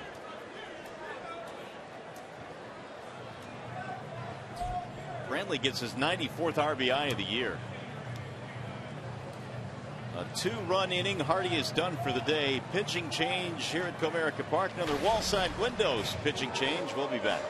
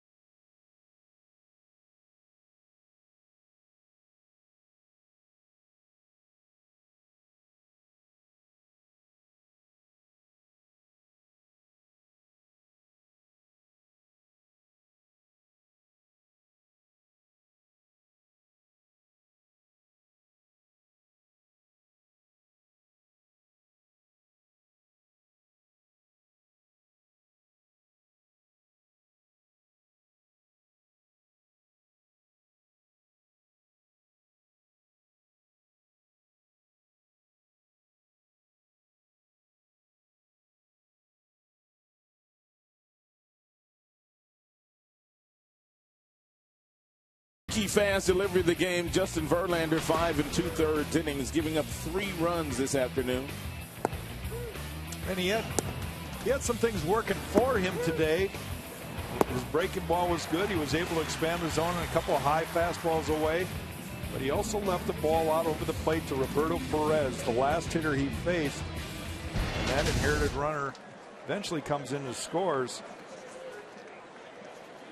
Kind of another one of those mixed outings for Justin. Some good, some not so good. Evan Reed now will come on for the Tigers out of the bullpen. And he will face Santana with the bases loaded. 2 runs in for the Indians. We're in the 6th. Santana knocked in a run with a sac fly in his last at bat.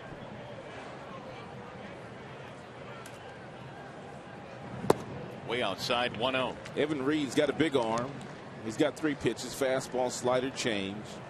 His fastball will get all the way up to 98 miles an hour.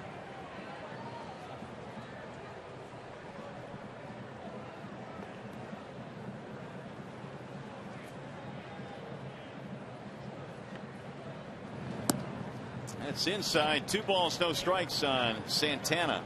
Yeah, be careful here. Santana's got one thing on his mind right now, and that's to hit his 2nd grand slam of his career. Yeah, this is a crucial pitch. He can't fall 3-0. There's nowhere to put anybody. He's got to throw a strike here. That 1 grand slam he does have came against Tiger pitching, Joaquin Benoit. Chopper to the right side of the infield. And Kinsler throws him out. So Reed gets the job done. They'll leave him loaded. They get a couple of runs. And when we go to the bottom of the 6th, Miguel Cabrera leads it off for Detroit.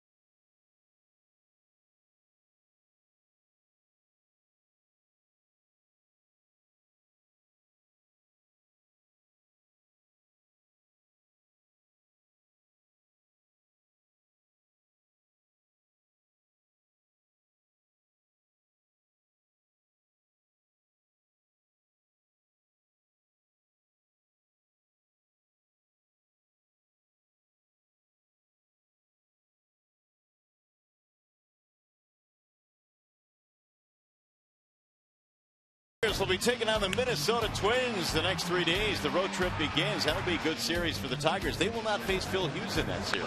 And last time these two teams hooked up, the Tigers played a doubleheader on the Saturday game in Minnesota, which made it a 4-game series, and there were a boatload of runs scored in the 4 days. The Tigers were in many. So it's Cabrera starting things off here in the bottom of the 6th. Tigers have some work to do now, down by a couple of runs.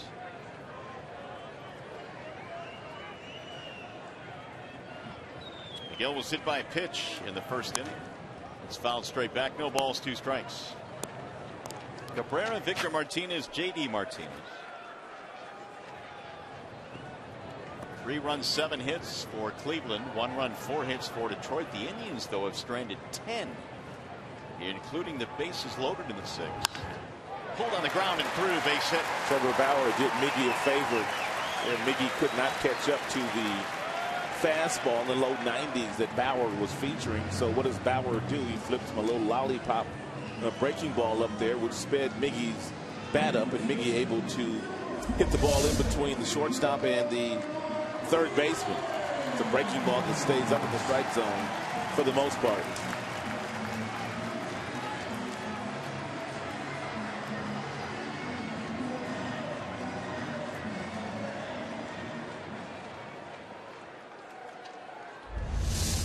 So here is Victor Martinez. Victor is 0 for 2 in this game. He came in batting over 400 in the month of September.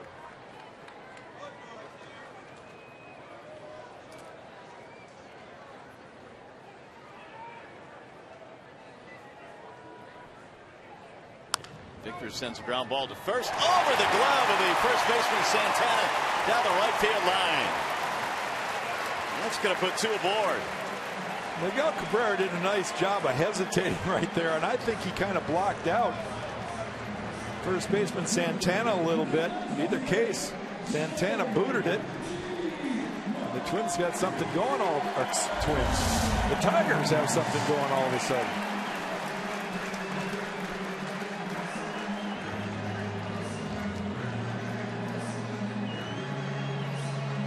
At least would have been 1 out for sure. Now leaves runners at first and second, nobody out.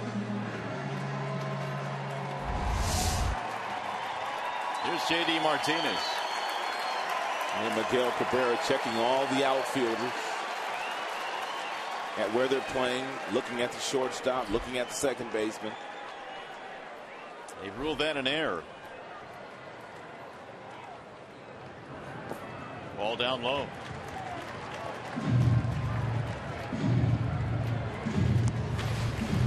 Santana gets the error. Now we'll see if the Tigers can take advantage here. JD is up there, hit one over 420 feet in his last at bat.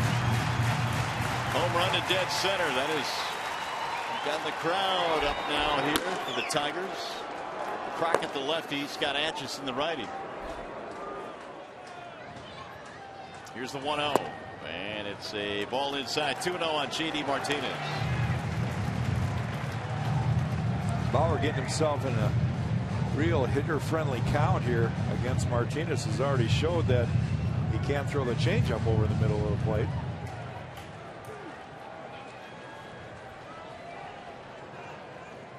Yeah, because that one went about 425 feet. The 2-0. 3-0.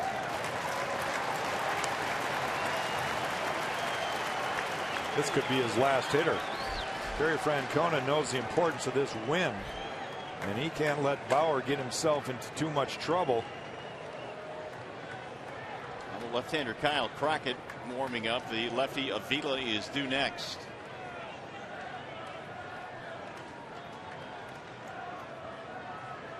Here's the 3-0. He's swinging, drives it toward the gap in left center. That ball is down. 1 run will score. Cabrera comes in. Victor will go to second and stop there. It's an RBI single for J.D. Martinez. That's a nice call there by Brad Ausmus. J.D. Martinez already with 22 home runs. Brad Ausmus knew that J.D. Martinez was going to get the fastball, but the key for J.D. Martinez, he didn't try to do too much with it. He just simply took this fastball and hit it right back through the middle. Looked like it. He had a changeup grip, but that was a fastball.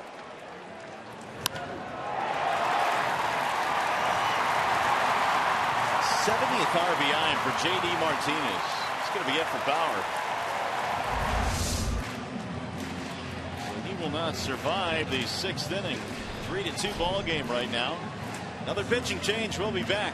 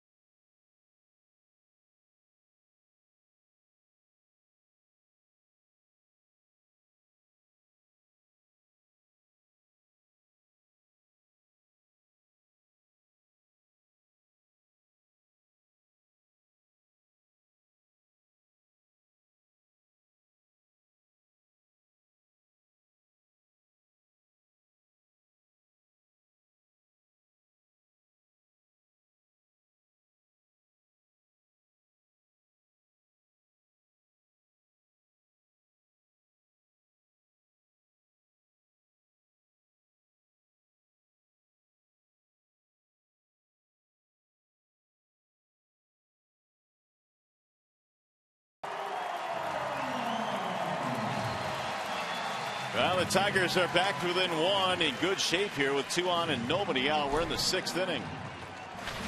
And the new pitcher is Kyle Crockett for the Indians. 37th appearance for Crockett. He was up in last night's game but never got in the game. Terry Francona is going to go to him here. Try to get out Alex Avila. Avila showing bunt, and he'll take strike 1. RBI single by J.D. Martinez makes it a 1-run game. Avila walking a single in this contest, which has raised his average to .356 against Cleveland this year.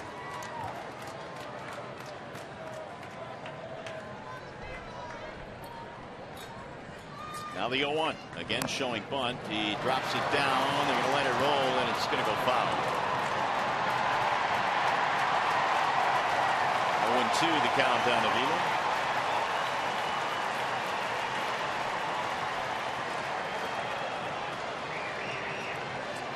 Alex does have 1 sack bunt this season. And one of the things you have to do if you are bunting, you have to make sure that the head of the bat is out in front of home plate. That way that ball stays fair. But where he made contact with the ball, his bat was behind home plate. Therefore that ball just trickled foul. He's trying to create the bat angle to bunt the ball down toward third base to Lonnie Chisenhall. He wants Chisenhall, the third baseman, to come and field the bunt. At least he did.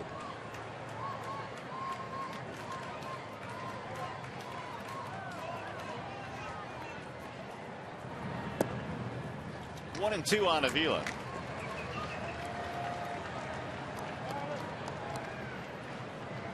He's got to figure out a way to get the runner over to third. Nobody out. It's the go ahead, or excuse me, the tying run at second base. Go ahead run at first base. Bauer was given a 2-run lead. Now he's out of the game. Single error single. The Tigers have gotten 1 back. And he missed outside. 2 balls, 2 strikes. Well, Crockett, the 4th pick in the 2013 draft out of Virginia. He's the first member of the 13 draft to reach the major leagues.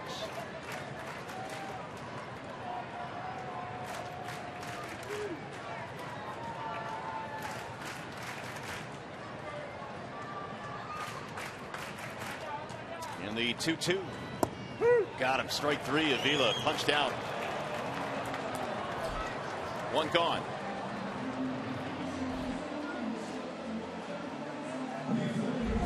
Cricket fastball here thrown by Crockett away from his arm side at 90 miles per hour. On the outer third of home plate. Castellanos coming up, and Crockett will face just one batter. He's done his job. Indians going right back to the bullpen. And we'll be back as well. 3-2 ball game. Cleveland on top.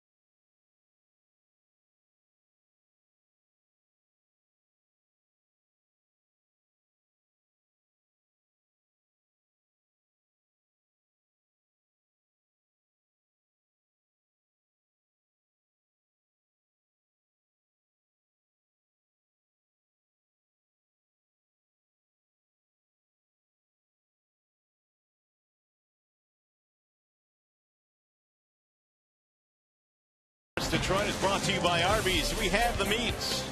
And by Bell Tire. Get the lowest tire price, period. Bell Tire. Well, it's a close one here at the ballpark today. 3-2 is our score. Cleveland on top. However, the Tigers have 2 on, 1 out. And Terry Francona going to one of his go-to guys, right-hander Scott Atchison in the game. Throws 52% sliders. Right-handers bat just .210 against him. Castellanos swings and misses 0-1. That's what you're going to get from him. We saw him in last night's game, and pretty much every right-hander that he saw in the contest, he's got that slide piece working. Single strikeout from Nick. Fouled back out of play, and the count is 0-2. He comes into the game and gets ahead of Castellanos. Phil Koch warming up in the Detroit bullpen. Koch back in business. Yeah, he's good to go today after a little bit of a back spat, which took him out of his last appearance. Atchison quickly ahead, 0-2. Way high, 1 ball, 2 strikes. That's a fastball up, and if you're Castellanos, you know exactly what he's going to do on the next pitch, but you can't afford to look for the slider. You have to see the ball out of his hand, and if he makes a mistake with the breaking ball and he leaves it up, you'll be able to get to it if he makes a mistake with it. Another foul back out of play. Castellanos got the one that he thought he should have put in play. an 88-mile-per-hour slider there thrown by Atchison that did not have much bite to it.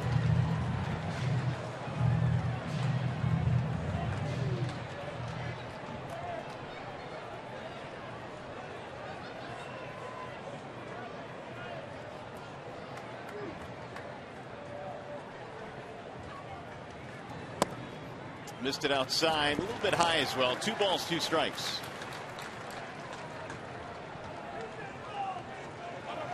Atchison was signed to an extension for next year on August 19th. So he'll be back next year for the Indians. Veteran right-hander.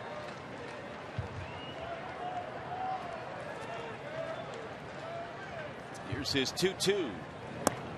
Just off the plate. Now he's gone 3-2. Nick, a good job from going 0-2 to 3-2. Don't know exactly what Ausmus is going to do here on the 3-2 count.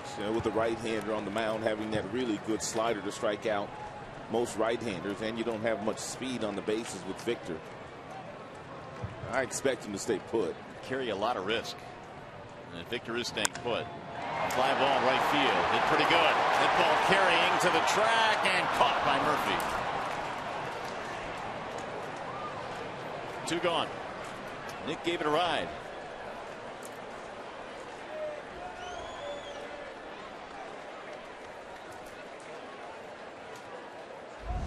It's a good swing.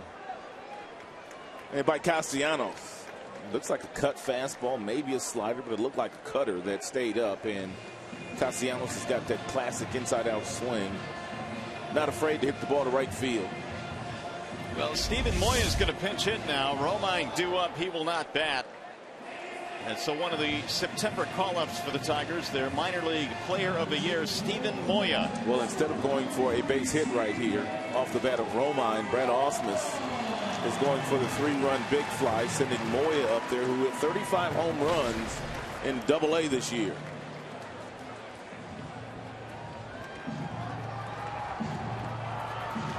Moya last played against San Francisco on the 5th as a defensive replacement. Here comes Callaway now to probably give a scouting report on Moya. Great point. We've never seen him before.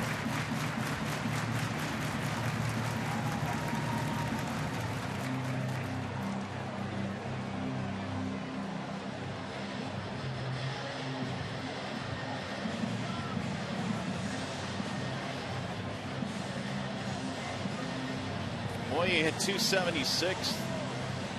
Not only 35 homers, but 33 doubles in Double-A year. He knocked in 105 runs. And the young man will get an opportunity here. Smack dab in the middle of a pennant race with 2 men on, 2 men out.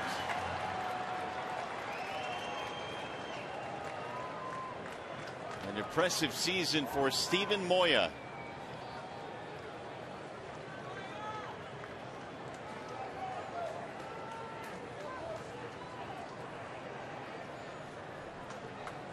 So the veteran Atchison against the rookie.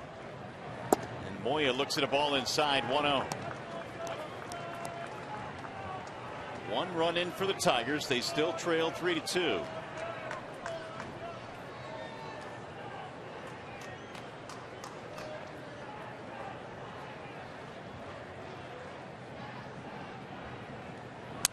Moya broken bat, soft liner to third. What a pick there by Chisenhall, who throws him out.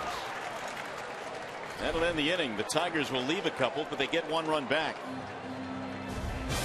Lonnie Chisenhall with a tough play.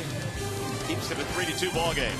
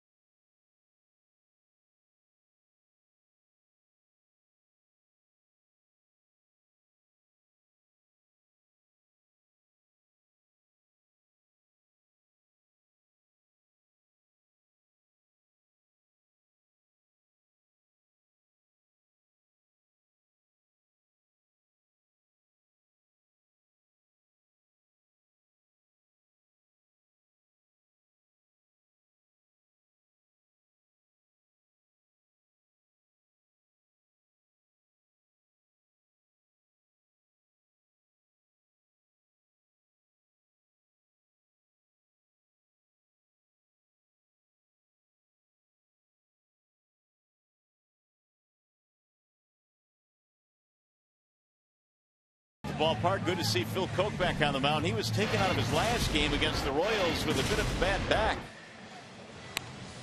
This was in the 8th inning of that game on a bunt. You can see Koch going after that ball, pulled up lane, and they called it a back spasm. He came on in that contest. And really, Rod, with the way he's been pitching this year, it's good to see him back in so quickly. Yeah, since about July 1st, Phil Koch's numbers have gotten better. They got off to a shaky start this year, but he's really improved. He's on left-handers. They're hitting just .221 against him, whereas right-handers are hitting .322 this season so far against Phil.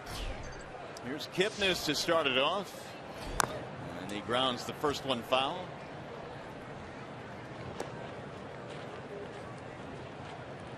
Jason Kipnis, then Yan Gomes, and David Murphy.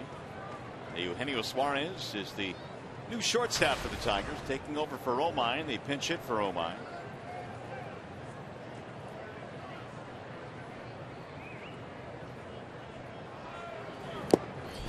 Foul tip 0-2 now on Kipnis. That's one of the more difficult things for the young kids. And I'm speaking on Steven Moya. I mean, you hit 35 homers in the minors. You're playing every single day, so you stay sharp. And then you get called up in September. You're getting one at bat, maybe a week. It's very tough duty for a young kid if you've never done that before. The 0-2. Kipnis fouls it off his foot. Well, you add to that the fact that you haven't seen the major league pitchers.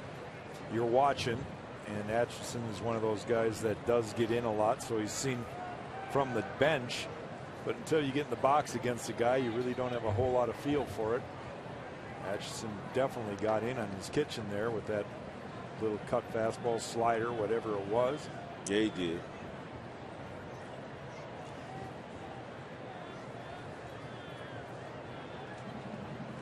Kipnis waiting on an 0-2. Swing and a miss.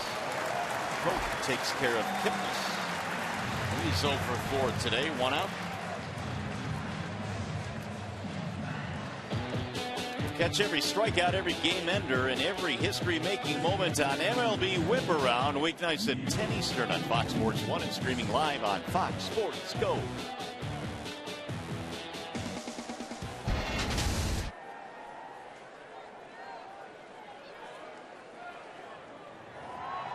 Here's Yan Gomes. 3 runs, 7 hits, 1 error for the Indians, 2-6-0 for the Tigers. One difference in this game, the 10 men left on base for the Tribe.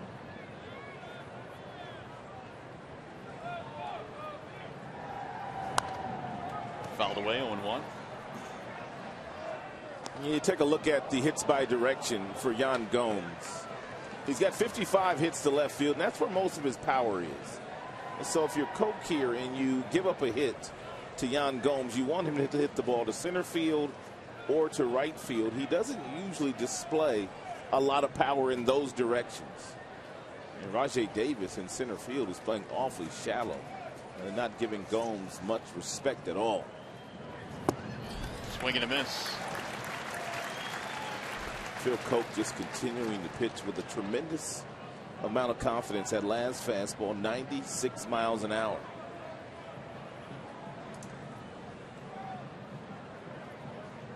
All of a sudden, that back end, that Tigers bullpen's kind of gotten healthy. Koch's pitched well. Hardy, for the most part, has done a nice work. And Java Chamberlain continues to do a nice job. Jim Johnson has been surprising, and Nathan has turned the corner. Soria had a nice inning last night, too. He did.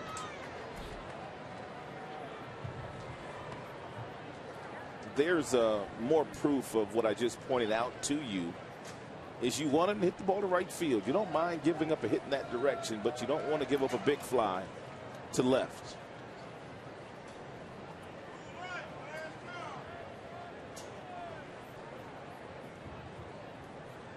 Here's the 1-2.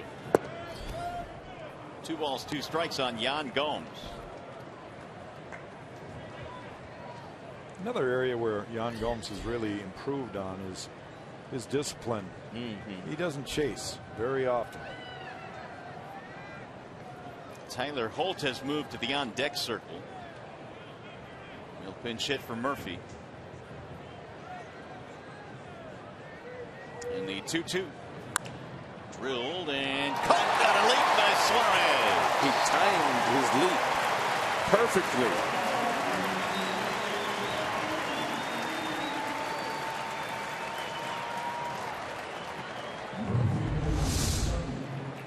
And nice job by Suarez. You can see him getting that real nice athletic position before the ball even gets into the hitting zone on the balls of his feet. And because he was in that athletic position, it allowed him to elevate to take that base hit away from Yan Gomes.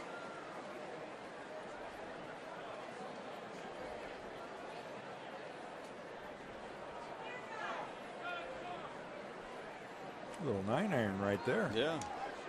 Pulled it right off the ground. So here is Holt to pinch hit.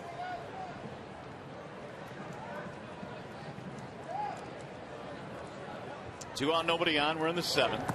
And a ball low and away, 1-0. Holt for Murphy here. Holt was called up on July the 6th. Most of the season at AAA. Started the year at AA. Koch in search of the 1-2-3 inning.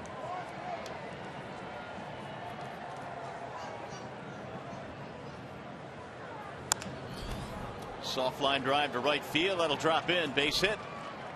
Holt takes an aggressive turn, but Hunter will get it back in. 2-out single. We'll bring up another lefty-lefty matchup here as Chisenhall steps in. 8th hit of the ball game for the Indians. And Francona not going to pinch hit for Chisenhall. He has really good numbers overall this season against left-handed pitching.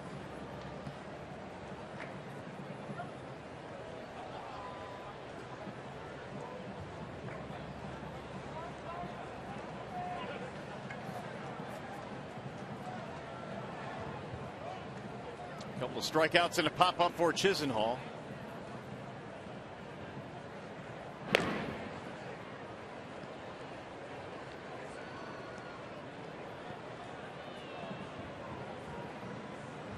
Phil Koch has thrown 11 total pitches. The majority of those hitting the strike zone. 8 of the 11 pitches are strikes.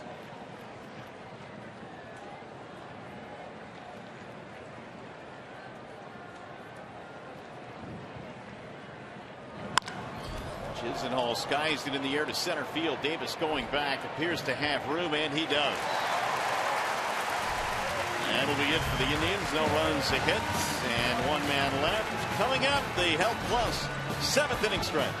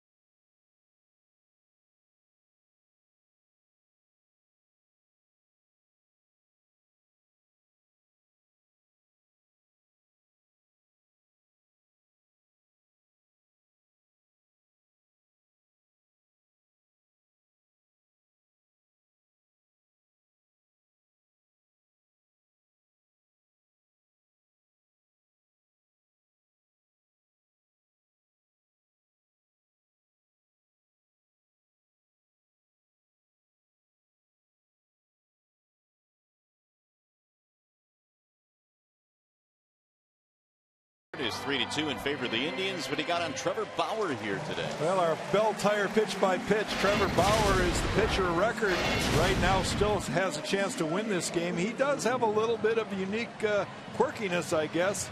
That's his start. But the one thing he did very effectively, Rod, was he was able to pitch inside, and that opened up the outer half of the plate for some of those good breaking balls. You make your life so much easier if you're not afraid to go inside off the plate to some of the right-handed hitters, especially some of the Tigers' right-handed hitters that really aren't fazed by good right-handed pitching. And we brought this up earlier, that the fact that Bauer's had a chance to watch a couple of other starters in this series, a couple of hard throwers, not really have a lot of success against Tigers' bats. And Bryan Shaw is in now, the 74th time that Bryan Shaw has been in the game this year. So Terry Francona has had to lean on his bullpen heavily this season. And Shaw pretty much one pitch. It's a cut fastball. Tyler Holt will stay in the game. He'll play right field for the Indians.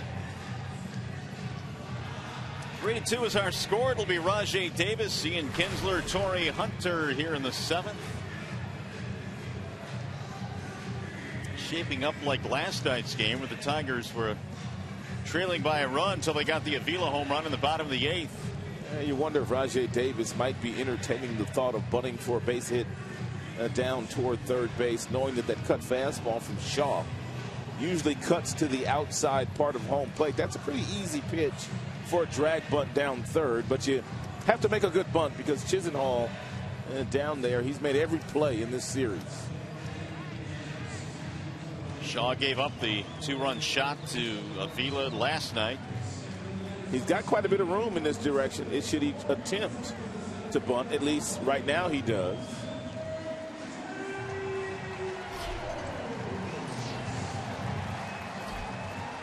Davis over 2, fly ball on the ground out.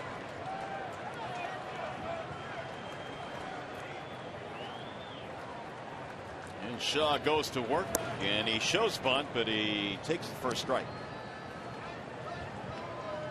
He'll bring Chisenhall perhaps in a step or two.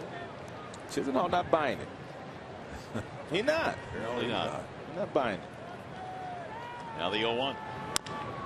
Chopper over the head of Chisenhall. Tough play, no chance. Base hit. That is just an absolute thing of beauty.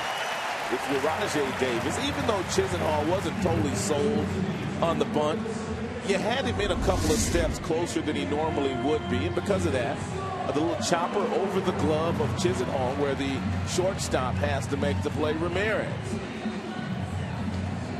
Leadoff man on with speed. Big at bat for Rajai. Perez can throw. I mean, I don't know what his numbers say throwing down to second base, but we've already seen him throw a couple of balls down to first base trying to pick off the base runner. He was successful one time, and we also know that Shaw, he's got a pretty quick delivery to home plate, so it's going to be tough for Rajai to steal. Way outside, 1-0. Always like these kinds of confrontations when you've got a true base stealer on first base, and everybody in the ballpark knows that's a major part of Rajai's game. But what a lot of folks here don't necessarily know is the fact that Shaw makes it difficult to steal. But it looks like Rajai is going to force the issue today. He's got a big lead.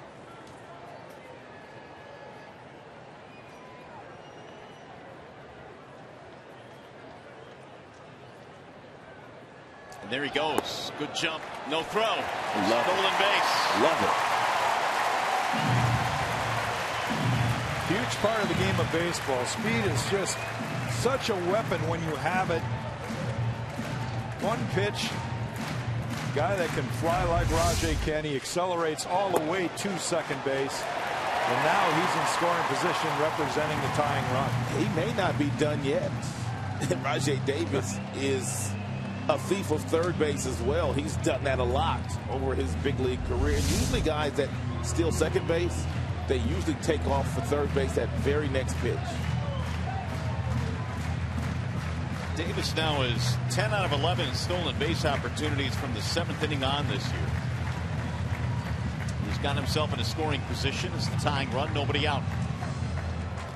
Bryan Shaw was the pitcher of record last night, picking up the loss. because of that big home run by Alex Avila.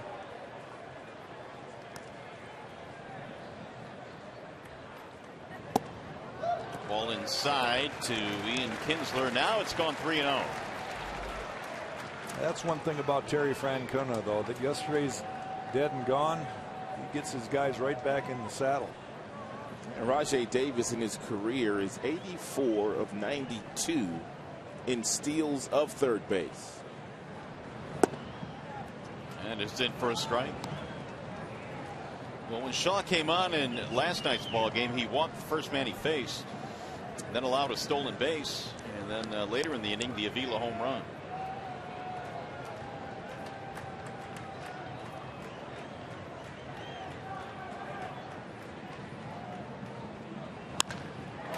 Driven in the air to left.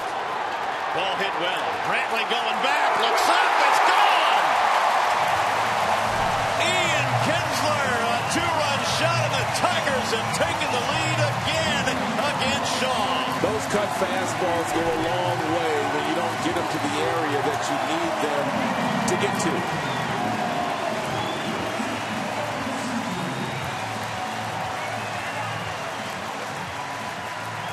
Well, I don't want to say anything, but one of you two guys picked Ian Kinsler. Yep. And that's got to be a lot of stock right there with that swing of the bat. Here's that cutter, and that cutter does not get to the corner where he usually throws them. And for the second consecutive day here at Comerica Park, the go-ahead home run given up by Bryan Shaw. There's a bunt down the third base line. No chance. Torrey has a bunt hit. I see you, Torrey. Kinsler's over his 14th of the year.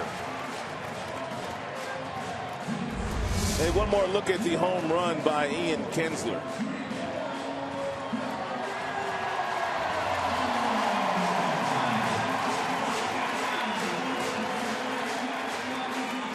First home run since August 30th. Kinsler has gone deep. And don't think for one moment the fact that the count was 3-1 there to Kinsler didn't have anything to do with the fact that Rajai Davis was on the base pass. Anytime Rajai is on, that pitcher is always aware, they always rush, and they always tend to fall behind.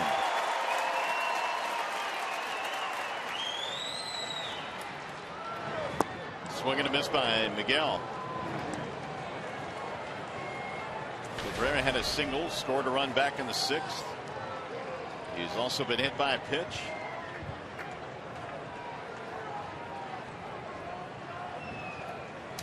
A 2-run 7th, and the Tigers have the lead again, 4-3.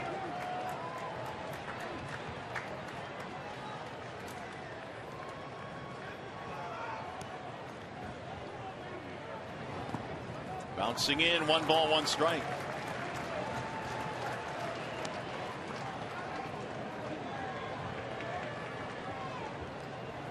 Shaw gets burned on back-to-back nights. Last night Avila got him. Today it's Ian Kinsler.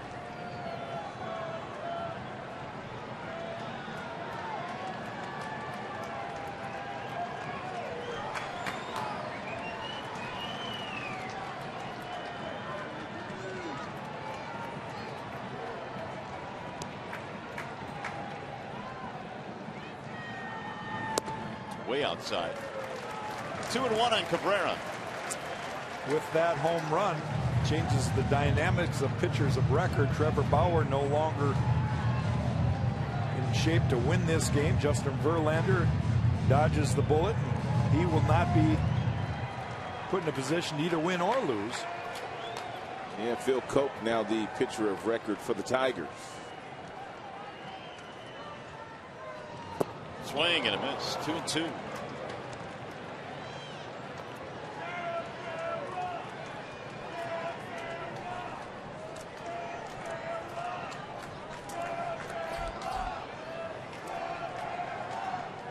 Martinez on deck. Still nobody out in this inning. And the 2-2. It'll get away. Perez runs it down, and Hunter taking the turn, holding at second base.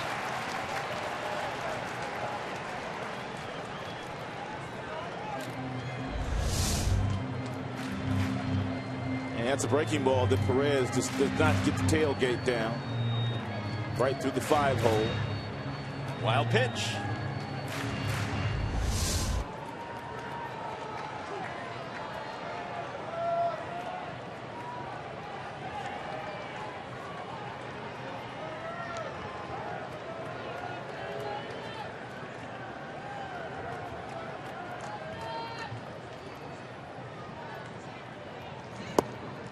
Busted him inside. Fastball that missed.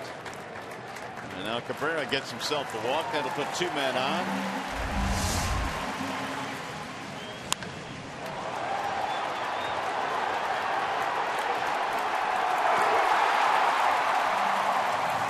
That ball just carried off the bat of Ian Kinsler.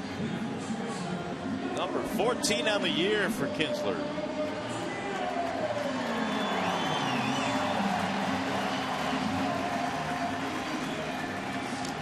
These are two teams that had split the first 16 games of the year 8-8, and now the Tigers in shape here to sweep the series if they can go on and win it.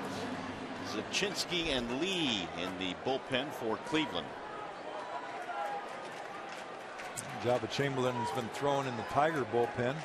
He'll get the 8th, and hopefully Joe Nathan get a chance to get another save in the 9th. Tigers trying to tack on here. They're up by a run.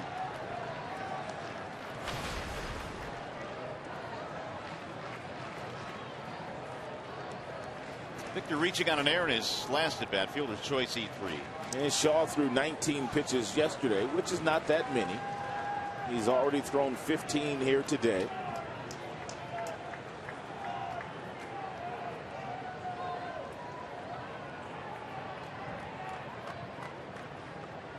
Here's the 1-0. 1-1 on Martinez. And Victor Martinez looking for one of those cut fastballs inside. Shaw was able to jam him last night with one of those cutters. Victor didn't quite get to it. Victor sitting on it now.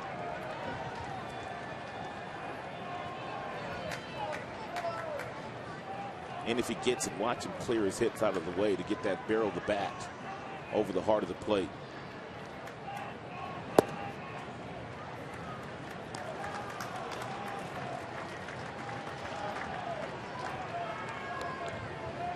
Tigers have a chance for a big inning here. Nobody out.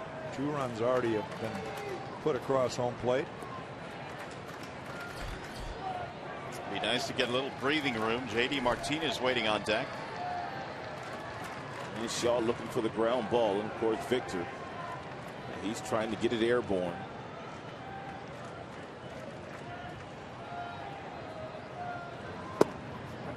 That'll drop in for a strike. 2-2. That's a nice bender there by Shaw. Took a little something off that too. Even though it wasn't a great pitch as far as the location, just enough to disrupt the timing of Victor Martinez.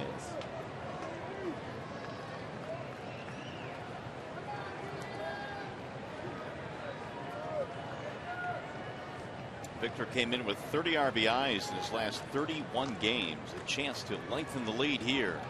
Yeah, great 2-strike hitter. Ripped right at the first baseman. They'll get a double play. That's the second time Victor Martinez is lined into a double play right at Santana, the first baseman. This one goes 3 unassisted on the double play. 2 gone. And really nothing Miggy can do here. Miggy takes 1 step towards second base, and Santana grabs it, runs to the bag. Nothing Miguel Cabrera could do. So with 2 outs, here's JD Martinez. They might not mess with JD Martinez here. They might just put him on. Yep.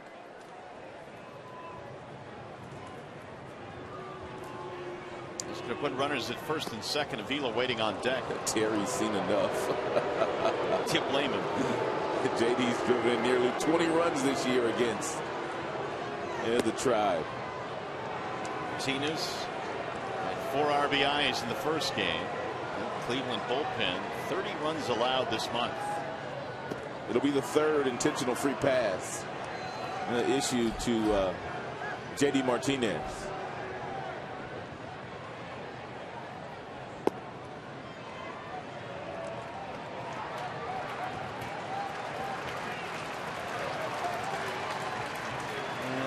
bring Terry Francona out. Zimchinski, the left-hander, has been warming up, so he will be summoned out of the bullpen to face Alex Avila. And that's going to be it for Shaw, who on the second consecutive night gives up a go-ahead home run, this time in the 7th inning. He'll give way now to Mark Zimchinski, the lefty, who will come out of the bullpen to face Avila.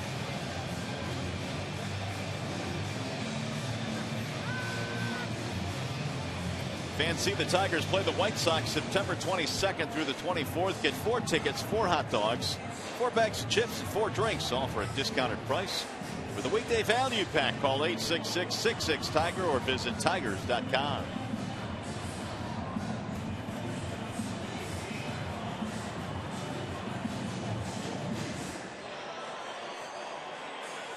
So the Indians go right back to the bullpen. There is Zimchinski coming in. One of the things that Alex Avila has done very well since putting on a Tigers uniform, he's hit well in the clutch. 14 career home runs have come very late in games, and a lot of those home runs have come against the Cleveland Indians. He did it last night against Brian Shaw. He got several other pitchers, Chris Perez last year, and he picks on some pretty good pitchers, because if you think of how big these home runs have been and the fact that most of them have given the Tigers the lead, he's going up against some pretty hard throwers, some pretty good guys in the back end of the team's bullpens that he's been able to feast on. What Brad Ausmus said the other day, actually last night after the ball game against or about Avila, saying that, you know, everybody seems to concentrate on the fact that he's in the 220 range with his batting average, but the other things he brings, the way he calls the game, the way he is able to lead a pitching staff, and the clutch hits that he's able to come up with. He ran into one last time. We'll see if he can do some more damage here today. Here's Mark Zimchinski. He pitches a lot for Terry Francona, and a lot of times he's asked to come in and get one out, and that'll be Alex Avila, the left-hander. There is another right-hander throwing now in the Cleveland bullpen, so more than likely he's in here for one reason. That's to try to get out Alex Avila. Well, Zimchinski's been able to hold left-handed batters to a 174 batting average this year. Right-handers hitting well over 350 against Zimchinski.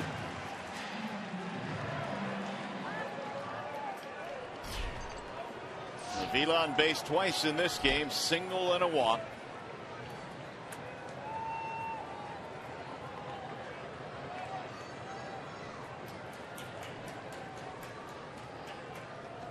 Two on and two out.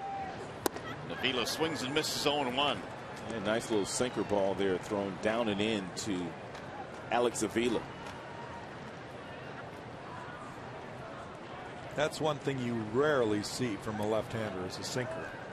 And what a pitch that would be if you could see a starter. Chris Sale's got a ball that runs back that way for Chicago, but not too many left-handers sink the ball. Swing and a miss again, 0-2.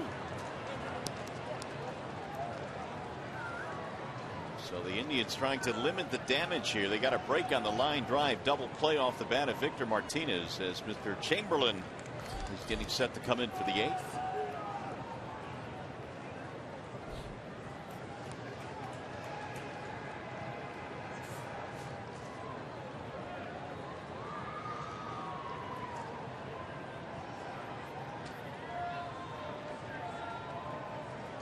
And the 0-2. Swing and a miss. He got him on 3 pitches, and that is that for Detroit. However, much different ball game right now thanks to Ian Kinsler. 2-run shot. Tigers have the lead.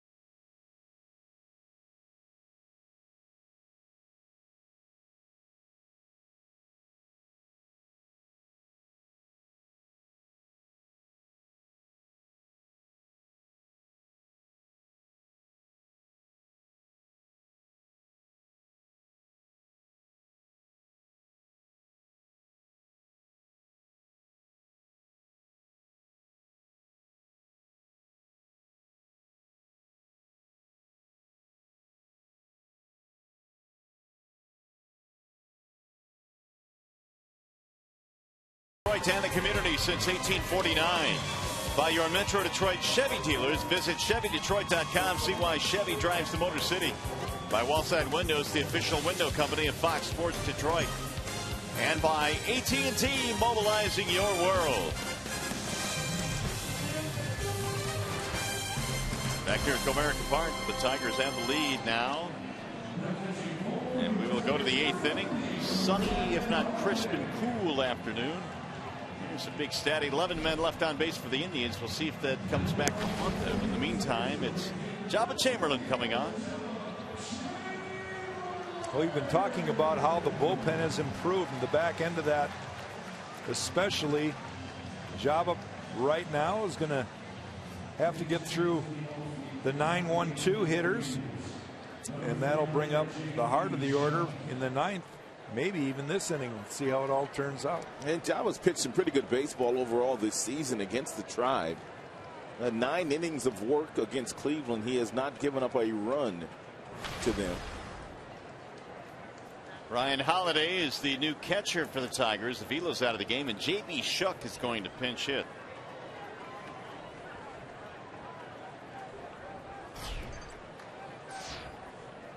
So Shuck for Perez. Shuck pinch hit in the ball game last night.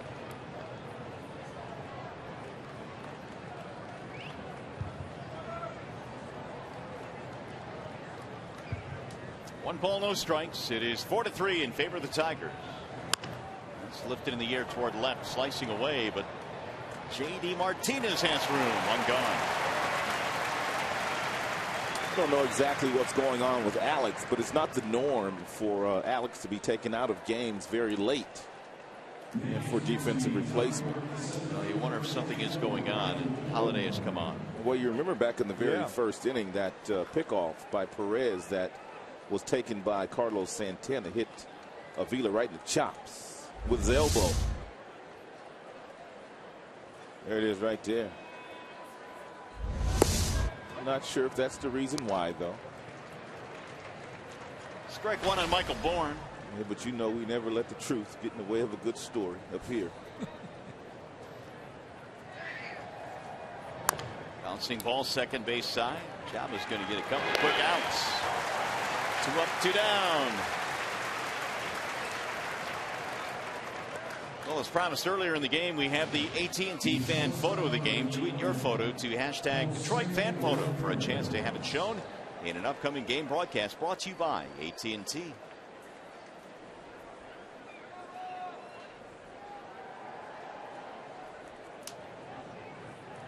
Now Jose Ramirez. Ball one inside to the Indian shortstop.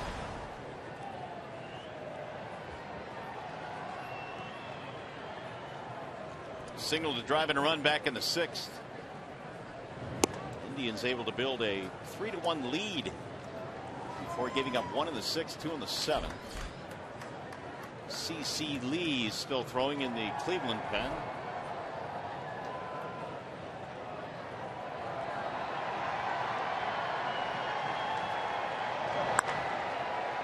In the air, right center field.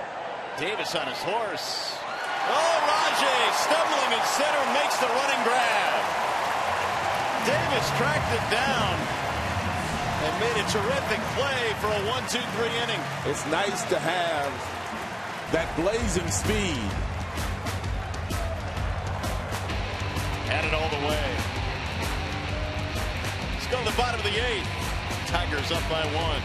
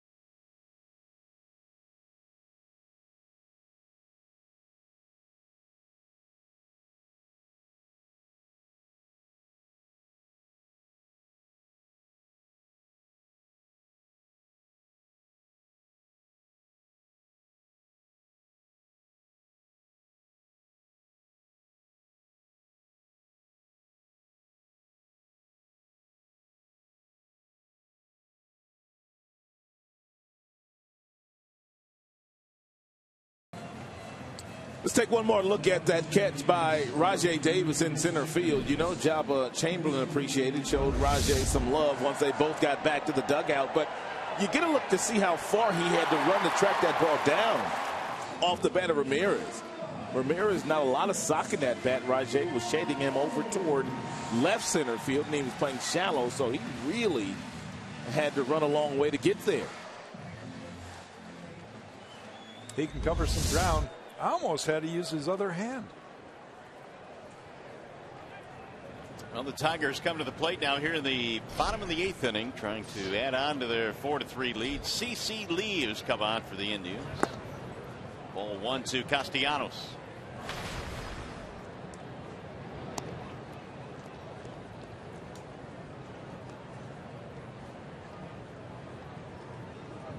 Meanwhile, Chris Jimenez is the new catcher. Perez out of the game. 1 ball, 1 strike on Castellanos. Nick in the ball game today, 1 for 3, had a single. That was back in the 4th. And the 1-1. 1 ball, 2 strikes on Nick Castellanos. And Tigers have been able to get to the bullpen of the Cleveland Indians in this series. They tacked 3 earnings on Lee on Friday night.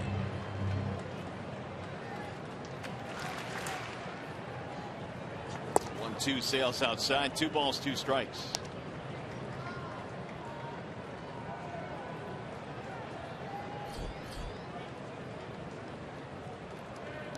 They've gone with Crockett, Atchison, Shaw, and Lee, along with their starter, of course, Trevor Bauer. Full count now, 3-2. So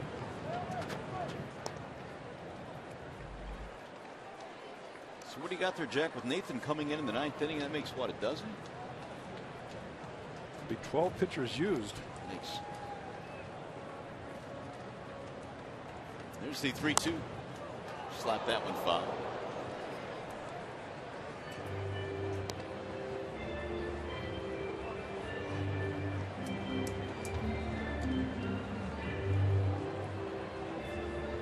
Fourth stint of the season for C.C. Lee. He's been up and down. He was recalled most recently on August 7th. Drill to right center field. That'll get down. Base hit. Way to start it. Castellanos with a single here in the 8th.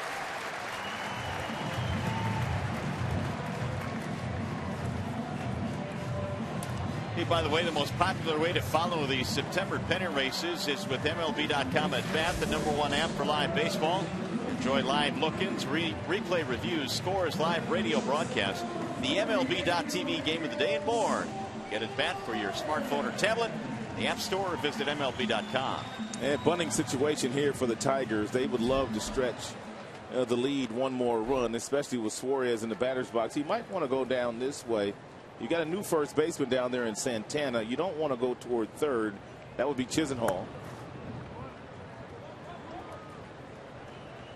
Don Kelly pinch running for Castellanos. And Don will stay in the game more than likely and play third base. Suarez trying to bunt him up.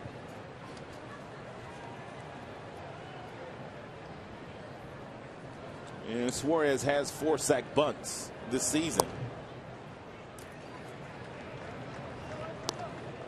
We were mentioning, Rod, the Tigers have gotten to the bullpen of the Tribe. 7 earned runs in 6 innings for the Tribe pen in this series. Right.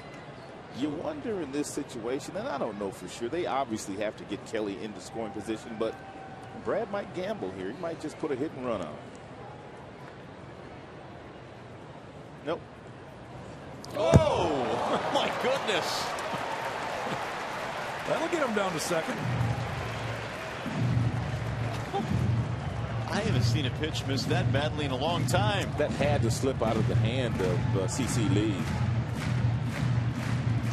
Just a bit inside. Wow.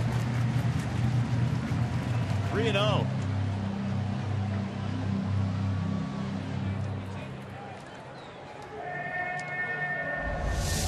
When you have to lean on your bullpen as much as Terry Francona has had to lean on his bullpen this year, And there's going to come a stretch at the end of the season where guys are just going to get tired. Walked him. That'll put 2 men on. Nobody out. Tigers are trying to give the Indians an out there and lead. Refused to take it. Well, we'll see what Davis is up there to do. Here comes Mickey Callaway.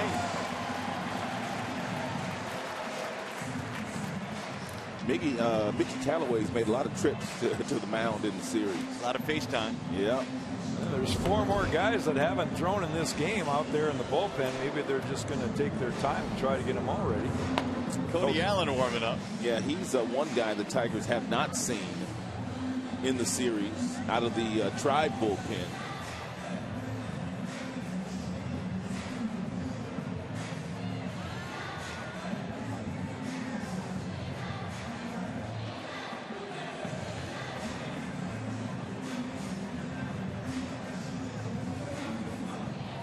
Callaway's finally chased out of there by Jerry Lane. It's become fashionable for managers not to use their closer only in safe situations, but there also are times where they just need to get them in to get some work and keep them sharp.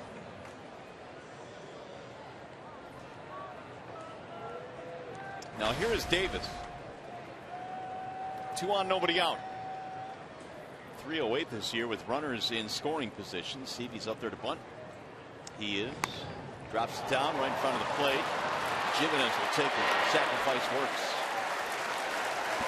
Good job right there by Rajai. He's moving the runners over.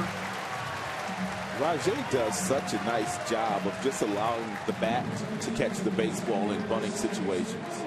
He gets the bat where he wants it, and then he just kind of gets it up in the strike zone, and he just allows the bat to catch the ball, deadening it just enough to make sure that it's a good enough bunt to advance the base runners. That was a great shot there of it. Kinsler not going to bat. After his 2-run homer in the 7th, they've got a base open. We'll try and get Torrey hit a ball on the ground for a double play. As Kinsler has walked intentionally, but that one misses up and in, and the run will score. What the world's going on with C.C. Lee? What a huge run for the Tigers, 5-3. Well, that's why they make you throw the pitches in an intentional walk. Otherwise, they'd have a rule to speed up these games and just put the guy on, but you've got to throw it. My goodness, that was behind Suarez there, and now this one, that's an RBI. Get an RBI intentional walk with only 2 runners on. Now we'll see if they can actually complete it. 3 balls, no strikes.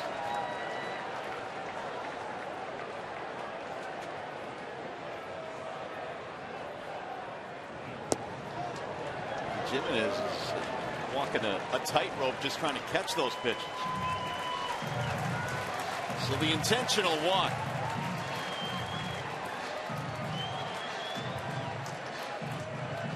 And Terry Francona's coming out again.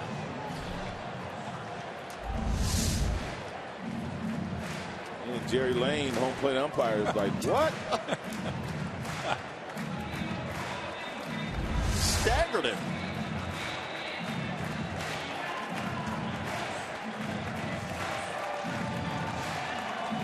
Big insurance run coming in for the Tigers. They lead 5-3 now. They're going to go back to the bullpen. Cody Allen's going to come in with runners at first and third.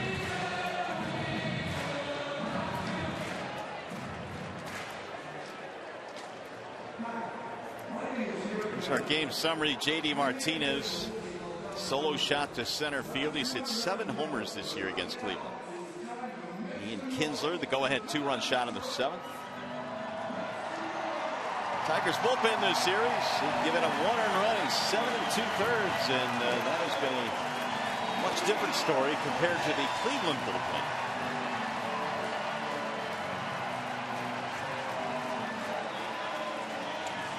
Well, just like we promised you earlier in the game, it's Miller time, and it is brought to you by Miller Lite. After a Rajay Davis single and a stolen base, Ian Kinsler got himself into a real nice fastball-friendly count.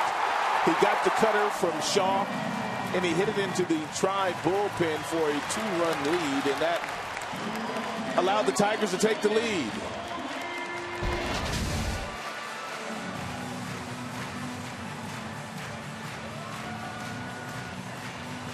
Is really giving the crowd a charge here. The Tigers coming back again on consecutive games. Now Cody Allen tuning up out of the Cleveland bullpen. Allen is their closer. He has been in 70 games this year. We talked about Shaw. We talked about Atchison. We talked about C.C. Lee. They've been leaned on heavily this year for Cleveland by Terry Francona.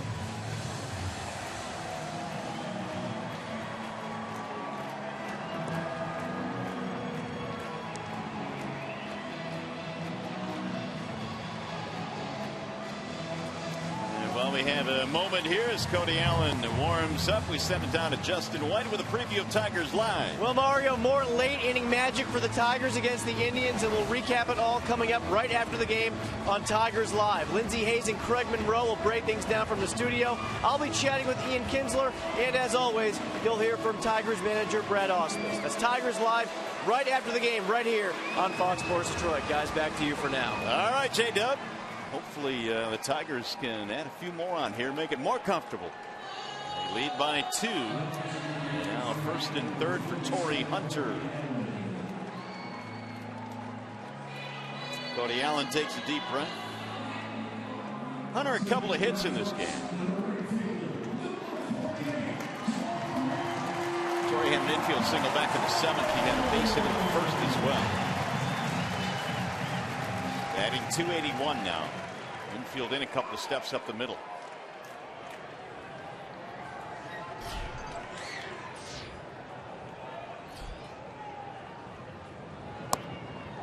And Allen throws a strike on the outside corner.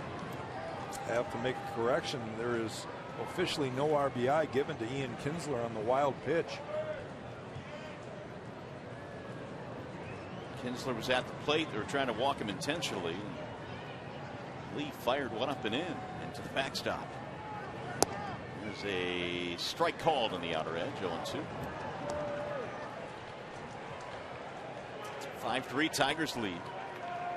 Still only 1 out.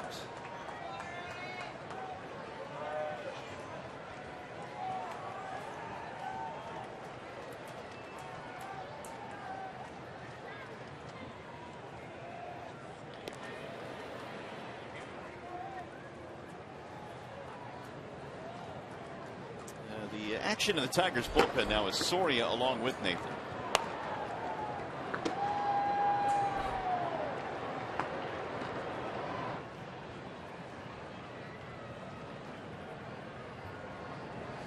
Bouncing ball right side.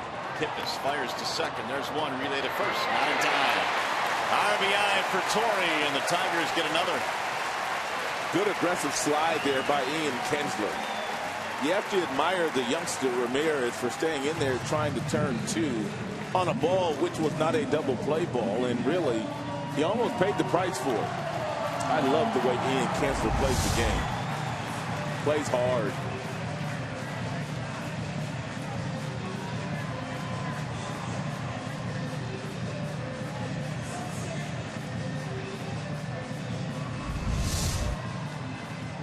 Six to 3 now.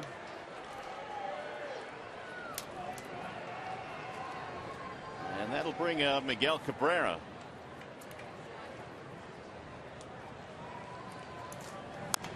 Didn't Justin Morneau suffer a concussion a couple of years ago on a play like that at second base? He did. Well, it was a stolen base attempt, and the ball hit him.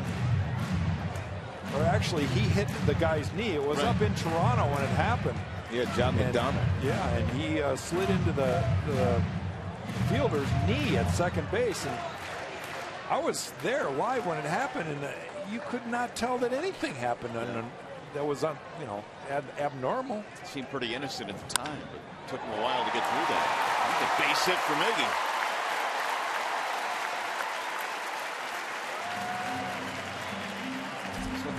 on base for the 4th time in this game. That is 3 hits today by Miguel Cabrera. We continue to talk about everybody else on this team, whether it be Victor Martinez, whether it be J.D. Martinez, but Miguel Cabrera just continues to get it done.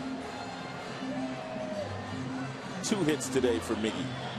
A couple of singles, a walk, and a hit by pitch. Been a busy day. Adams and Hagedorn now warming up. Jack, you might get your wish. They might throw everybody out of their bullpen. Well, they got Josh Tomlin, Zach McAllister, and Nick Hagedorn left. Don't remind him, Jack. 7 pitchers so far for the Tribe. Avila, by the way, left this game with lightheadedness. That's why Alex was taken out of the contest. Feeling a little bit woozy. So maybe it did have something to do with that pickoff play. Could be. The Tigers had back-to-back 2-run innings and a big swing there by Victor. When was it? About a week ago or so, maybe 10 days ago. Alex had to miss about 3 games because of taking a foul tip off the mask. Yeah, it was about a week and a half ago.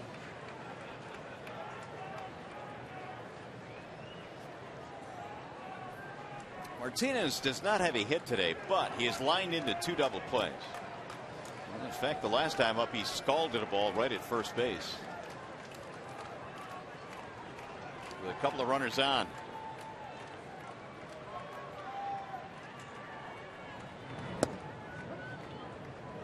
Oh, 2. And Victor Martinez does his best work after 2 strikes. No hitter in the majors has a better batting average than Victor with 2 strikes. And Victor actually told me yesterday, you know what, Rod? I prefer to hit with 2 strikes. It makes me concentrate a little bit more.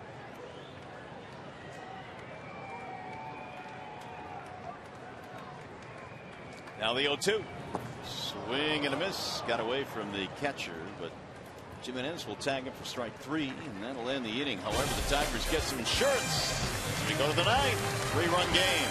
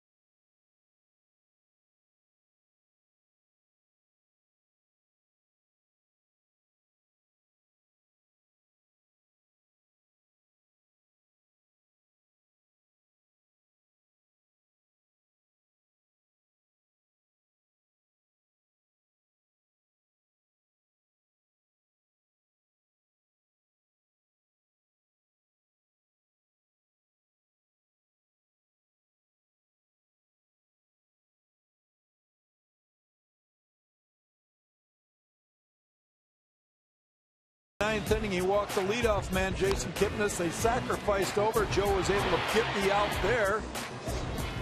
Then he got a strikeout and a fly ball off of David Murphy to end the game.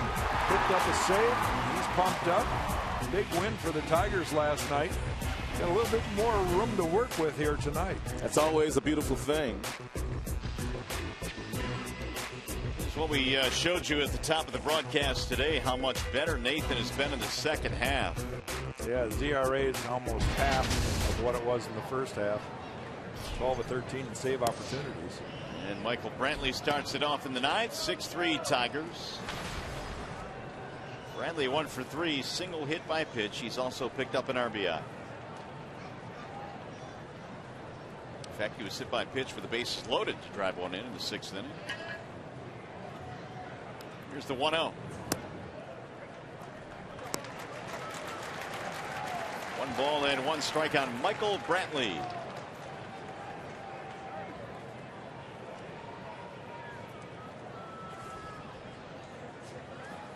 See the changes for the Tigers. Carrera now in center field, Kelly at third. It'll go to 2-1.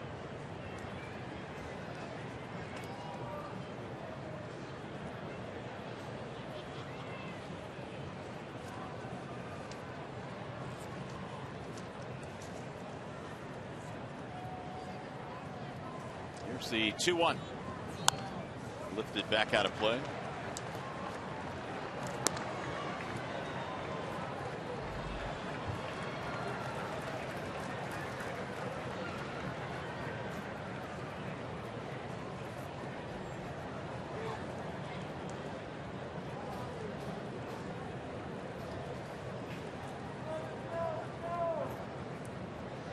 Joe Nathan looking for the final 3 outs. He's got Brantley, then Santana, then Kipnis.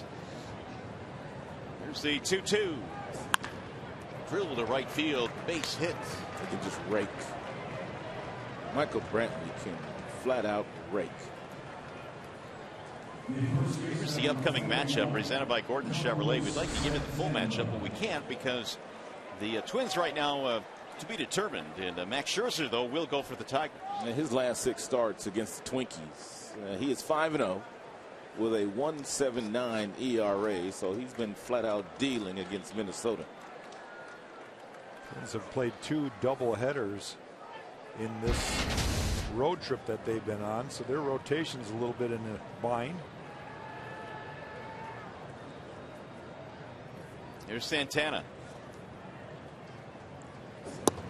Nothing messes up your pitching staff like a couple of doubleheaders or a 19-inning game like the Tigers had earlier this year. Tigers played a couple of doubleheaders on consecutive Saturdays in August. Yeah, that 19-inning game, that took a lot out of Tigers. Not only their pitching staff, but their position players as well, because they played that on that field turf in Toronto. Guys' legs were heavy for the next 3 days. 1-1 on Santana.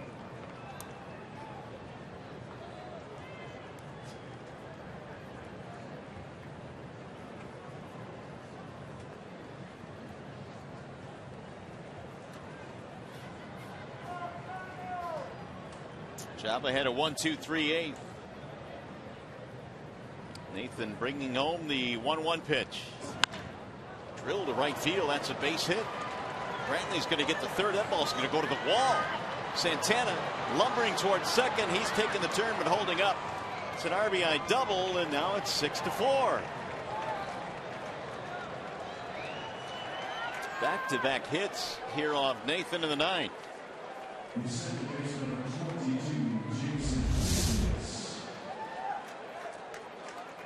Well, it's a breaking ball that stays up a little bit. Carlos Santana dropping the barrel of the bat on the ball and driving it in the gap in right center.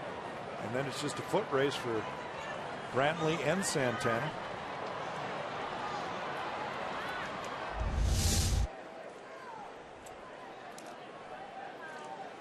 '24th double this year.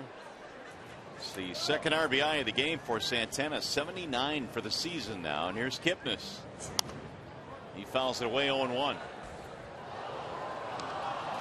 Still nobody out here in the ninth. 6-4 ball game.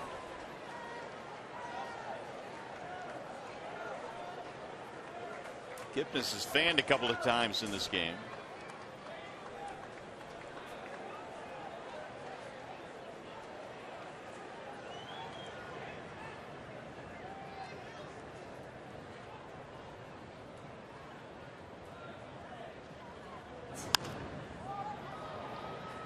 Headed back out of play. 0-2 on Kipnis. That is 10 hits now for the Indians, 11 for the Tigers. And these two teams have also combined to leave 21 men on base in this game.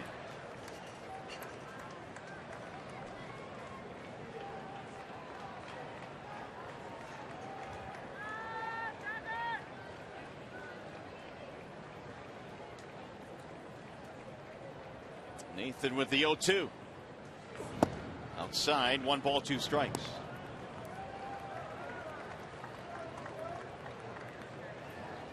It's been a tough series for Kipnis. 1 for 11 in the series. He does have a walk as well, but they quieted him. Difficult year overall for Kipnis.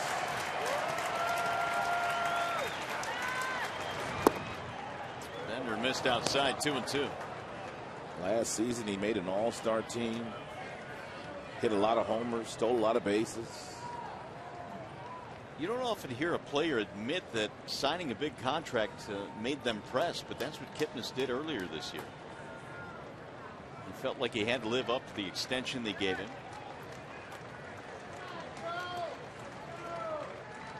And the 2-2. Inside, 3 balls and 2 strikes. Yeah, you don't normally hear that. Most of the time you hear players after they've been given some security. It relaxes them. Right.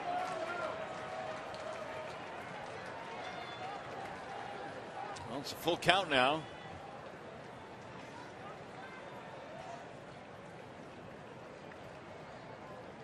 And the 3-2. He walked it. We're going to have to get Soria up. Oh, boy. First 3 reached. Can't let this one get away. Here comes Jeff Jones. It's not the norm that you get someone up behind your closer, but the Tigers have fought long and hard to get back in this one. Soria was up earlier in the game. It's looking like he's going to get up again. There he is. Little Joe misfiring there. Made a pretty decent breaking ball pitch to Michael Brantley, but Brantley's such a good hitter. He dropped the barrel on that, and then he left one up to Carlos Santana. Santana got an RBI driving in Brantley. He got ahead of Jason Kipnis. Right. He was ahead of Kipnis, but he couldn't put him away. Ends up walking him. No balls, 2 strikes.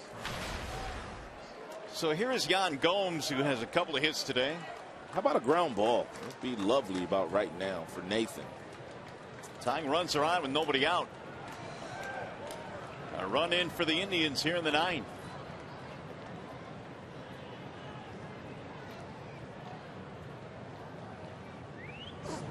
And Gomes looks at a strike 0-1.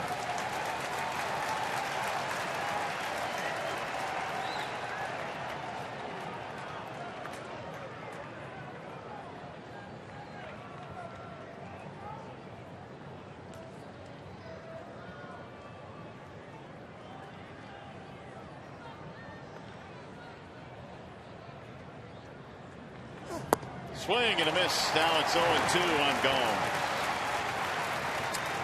You can hear from here Joe Nathan grunting. This is a very good breaking ball. Keeps it down. The arm slot that he threw that breaking ball from was much better than the one that he threw to Santana, which Santana hit into right center field for a double and an RBI. He got on top of that last one. Just off the plate.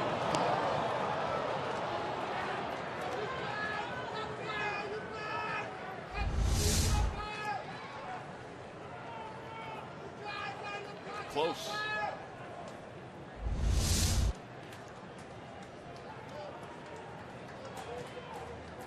One and 2 on Yan Gomes.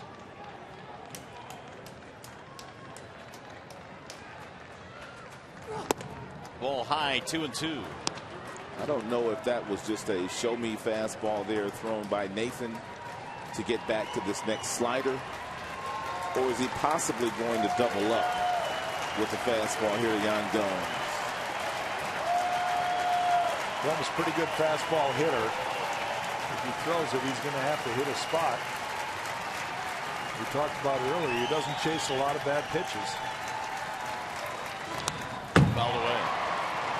He might want to throw a fastball because Gomes, like most young hitters at this level, they tend to look for breaking balls on occasion with 2 strikes when you've shown them as a pitcher that that's all you're going to throw them.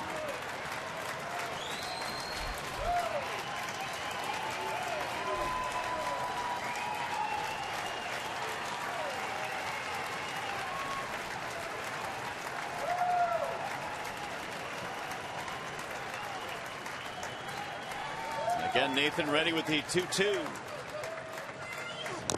Fouled off. As Gomes stays alive. We've seen a lot of at-bats in this ball game where the hitters have stayed alive and seen a lot of pitches in that at-bat. And Joe threw 17 pitches yesterday. Already 20 here today.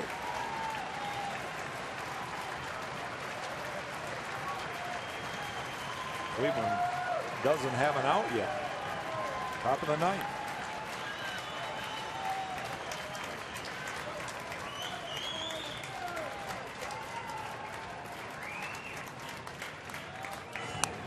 Another foul straight back. Indians battling here in the 9th inning. Leadoff single, a double by Santana scored the run, then a walk. And meanwhile, Gomes has set himself up here for the 8th pitch in this at bat as Soria continues to loosen up in the Detroit bullpen. Should be pretty much good to go if needed here in the 9th.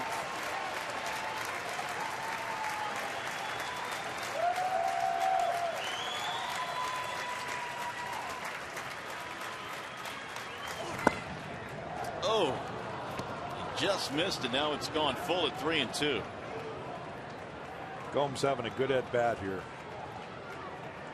He's laid off a couple tough pitches.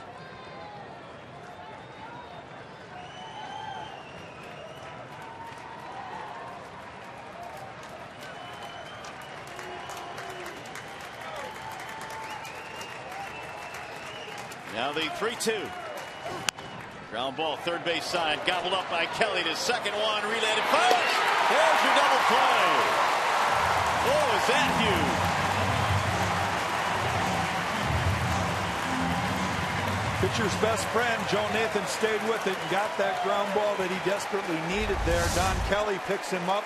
Kinsler turns a nice double play ball. Pitch by pitch here, you can see all the breaking balls that he started with. He runs the one fastball up and then throws another couple breaking balls that Yan Gomes just kept fouling him off. Finally gets him to hit one. The third baseman Kelly for the double play. It's a nice job by Ian Kinsler at second base, really using the bag to his advantage. He stayed behind that bag, which meant that the base runner could not get to him, and he was able to turn that ball over rather quickly after the nice feed from Don Kelly.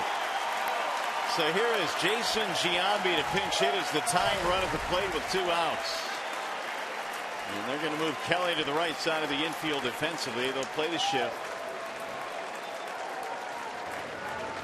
Don had to sprint over. They just moved him over there to right field. Santana third with 2 outs.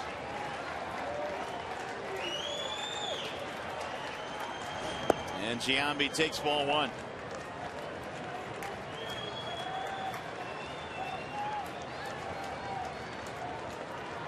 Two for 7 career against Nathan. Couple of strikeouts.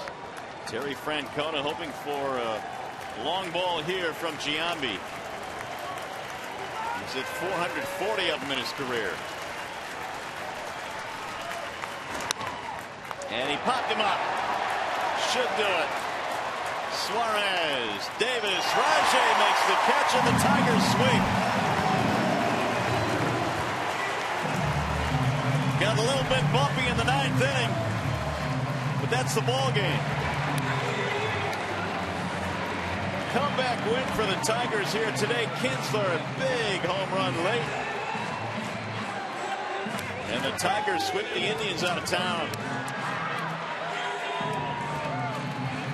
Here is the Call-Sam call of the game. JD Martinez has just continued to torture the pitching of the Tribe this year. He had another monster weekend series, going a combined 4 for 10 with 2 home runs, driving in 6 big runs against the Cleveland Indians. So just another really special day for J.D. Martinez. That was a changeup that he got from Trevor Bauer, the starter, and he drilled that into straightaway center field. Then he also got a 3-0 base hit today. So J.D. Martinez has been locked in like no other against Cleveland. Well, right now the Tigers have a 1-game lead over Kansas City, and the Royals were trailing late in their game against the Boston Red Sox. So by the time this day is over, Tigers could be up by a game and a half, and that's pretty good news heading to the road. Joe Nathan able to wiggle out of that jam in the ninth. Jack Morris, we appreciate you joining us this week. It's been a whole lot of fun, pal. I enjoyed it, guys, tremendously. The Tigers played good baseball. It's fun to see, and I wish you all the best. All right, best of luck We'll to see you tomorrow. In Minnesota, absolutely. Final score in this one, the Tigers 6 and Cleveland 4. Our coverage continues. Tigers Live postgame coming up. We send you to the Call Sam Studios and Lindsey Hayes.